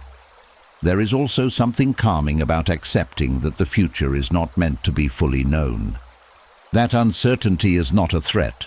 It is a natural part of life. And when you stop trying to eliminate it, the pressure begins to fade. You no longer feel the need to solve tomorrow before you sleep. You allow it to remain open. And in that openness, the mind begins to settle, because it is no longer trying to hold two times at once.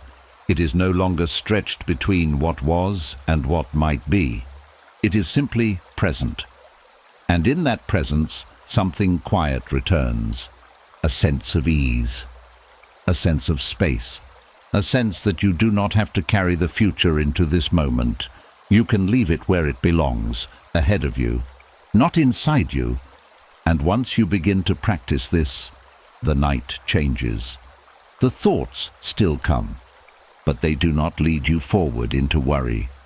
They remain where they begin, and they fade more easily, because you are no longer feeding them with projection. You are simply observing and returning, again and again, until the mind understands. There is nothing to solve right now, nothing to prepare, nothing to control, only this moment. And in that moment there is enough calm, enough stillness, enough space to rest. And for the first time, the night is no longer filled with tomorrow. It is finally your own. And as tomorrow begins to loosen its hold on tonight, something deeper begins to surface. Not from the future, but from within. Because some thoughts do not return because they are unsolved. They return because they are unaccepted. There is a quiet difference here that most people overlook. The mind repeats certain things not because it needs more analysis, but because something inside has not fully agreed with what is true. The heart has not accepted it, and until it does, the thought keeps coming back. You may notice how certain situations replay themselves again and again. Not random thoughts, but specific ones. A moment that did not go the way you wanted. A truth you wish were different.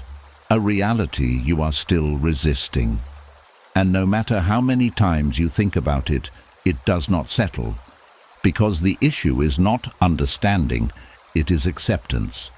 The mind keeps returning to it as if more thinking will change something, as if one more angle, one more explanation, one more version of the story will make it easier.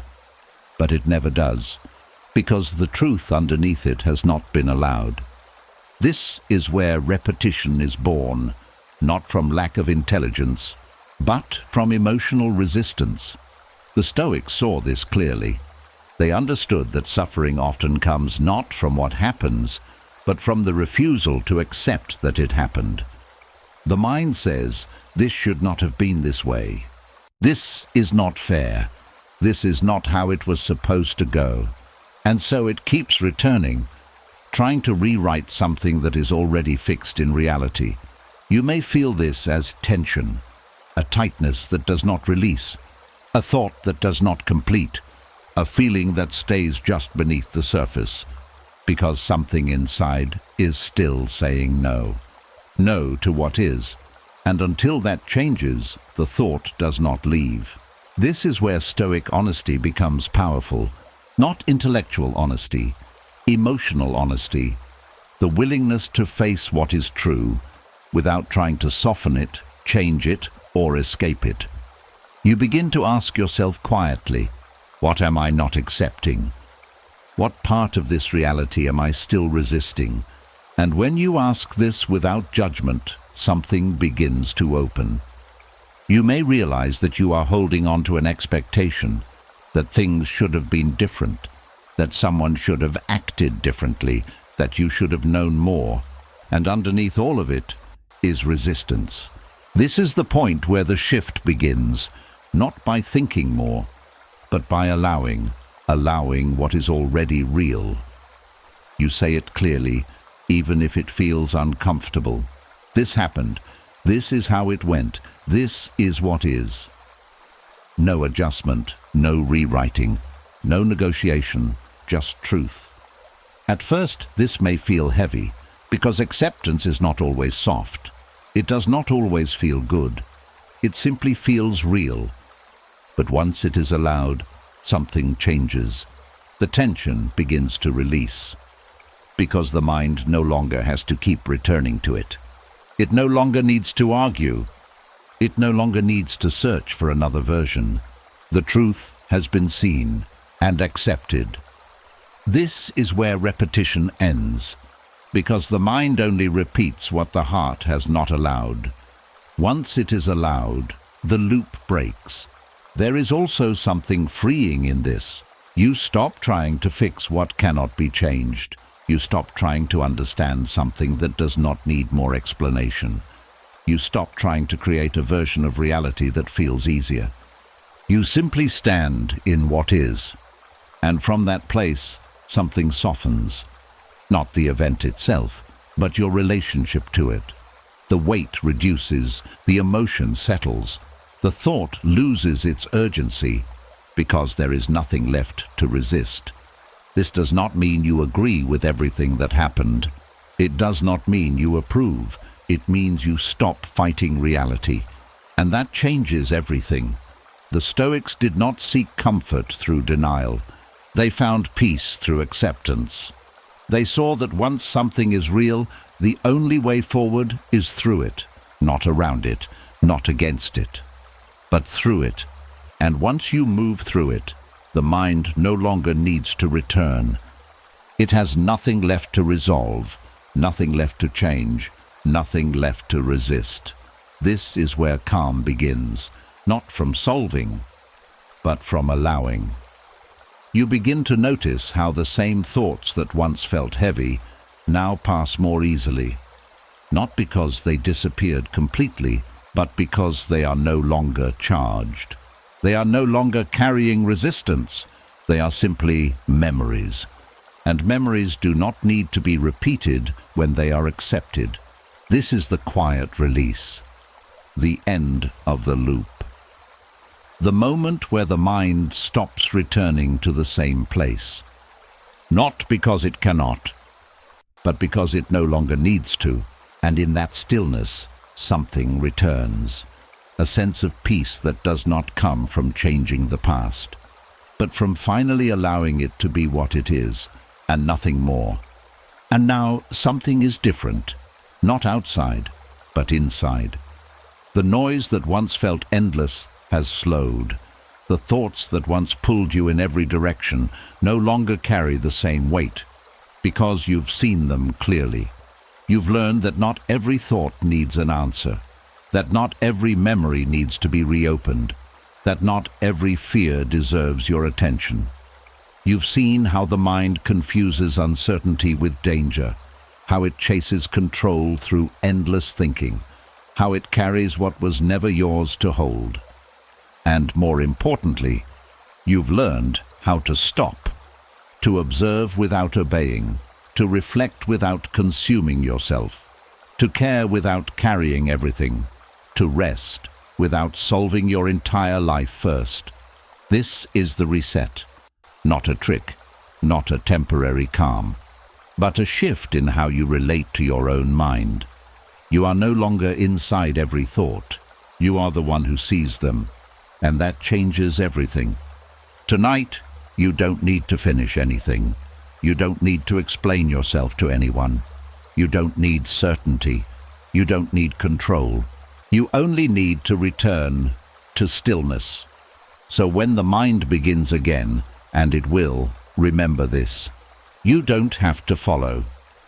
If this brought you even a moment of clarity, write in the comments, "I choose peace."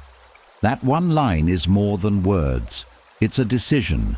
And if you're ready to keep training your mind to build that quiet strength most people never reach, subscribe to the channel and stay close to this path. Because the mind you learn to master at night will change the life you live in the day.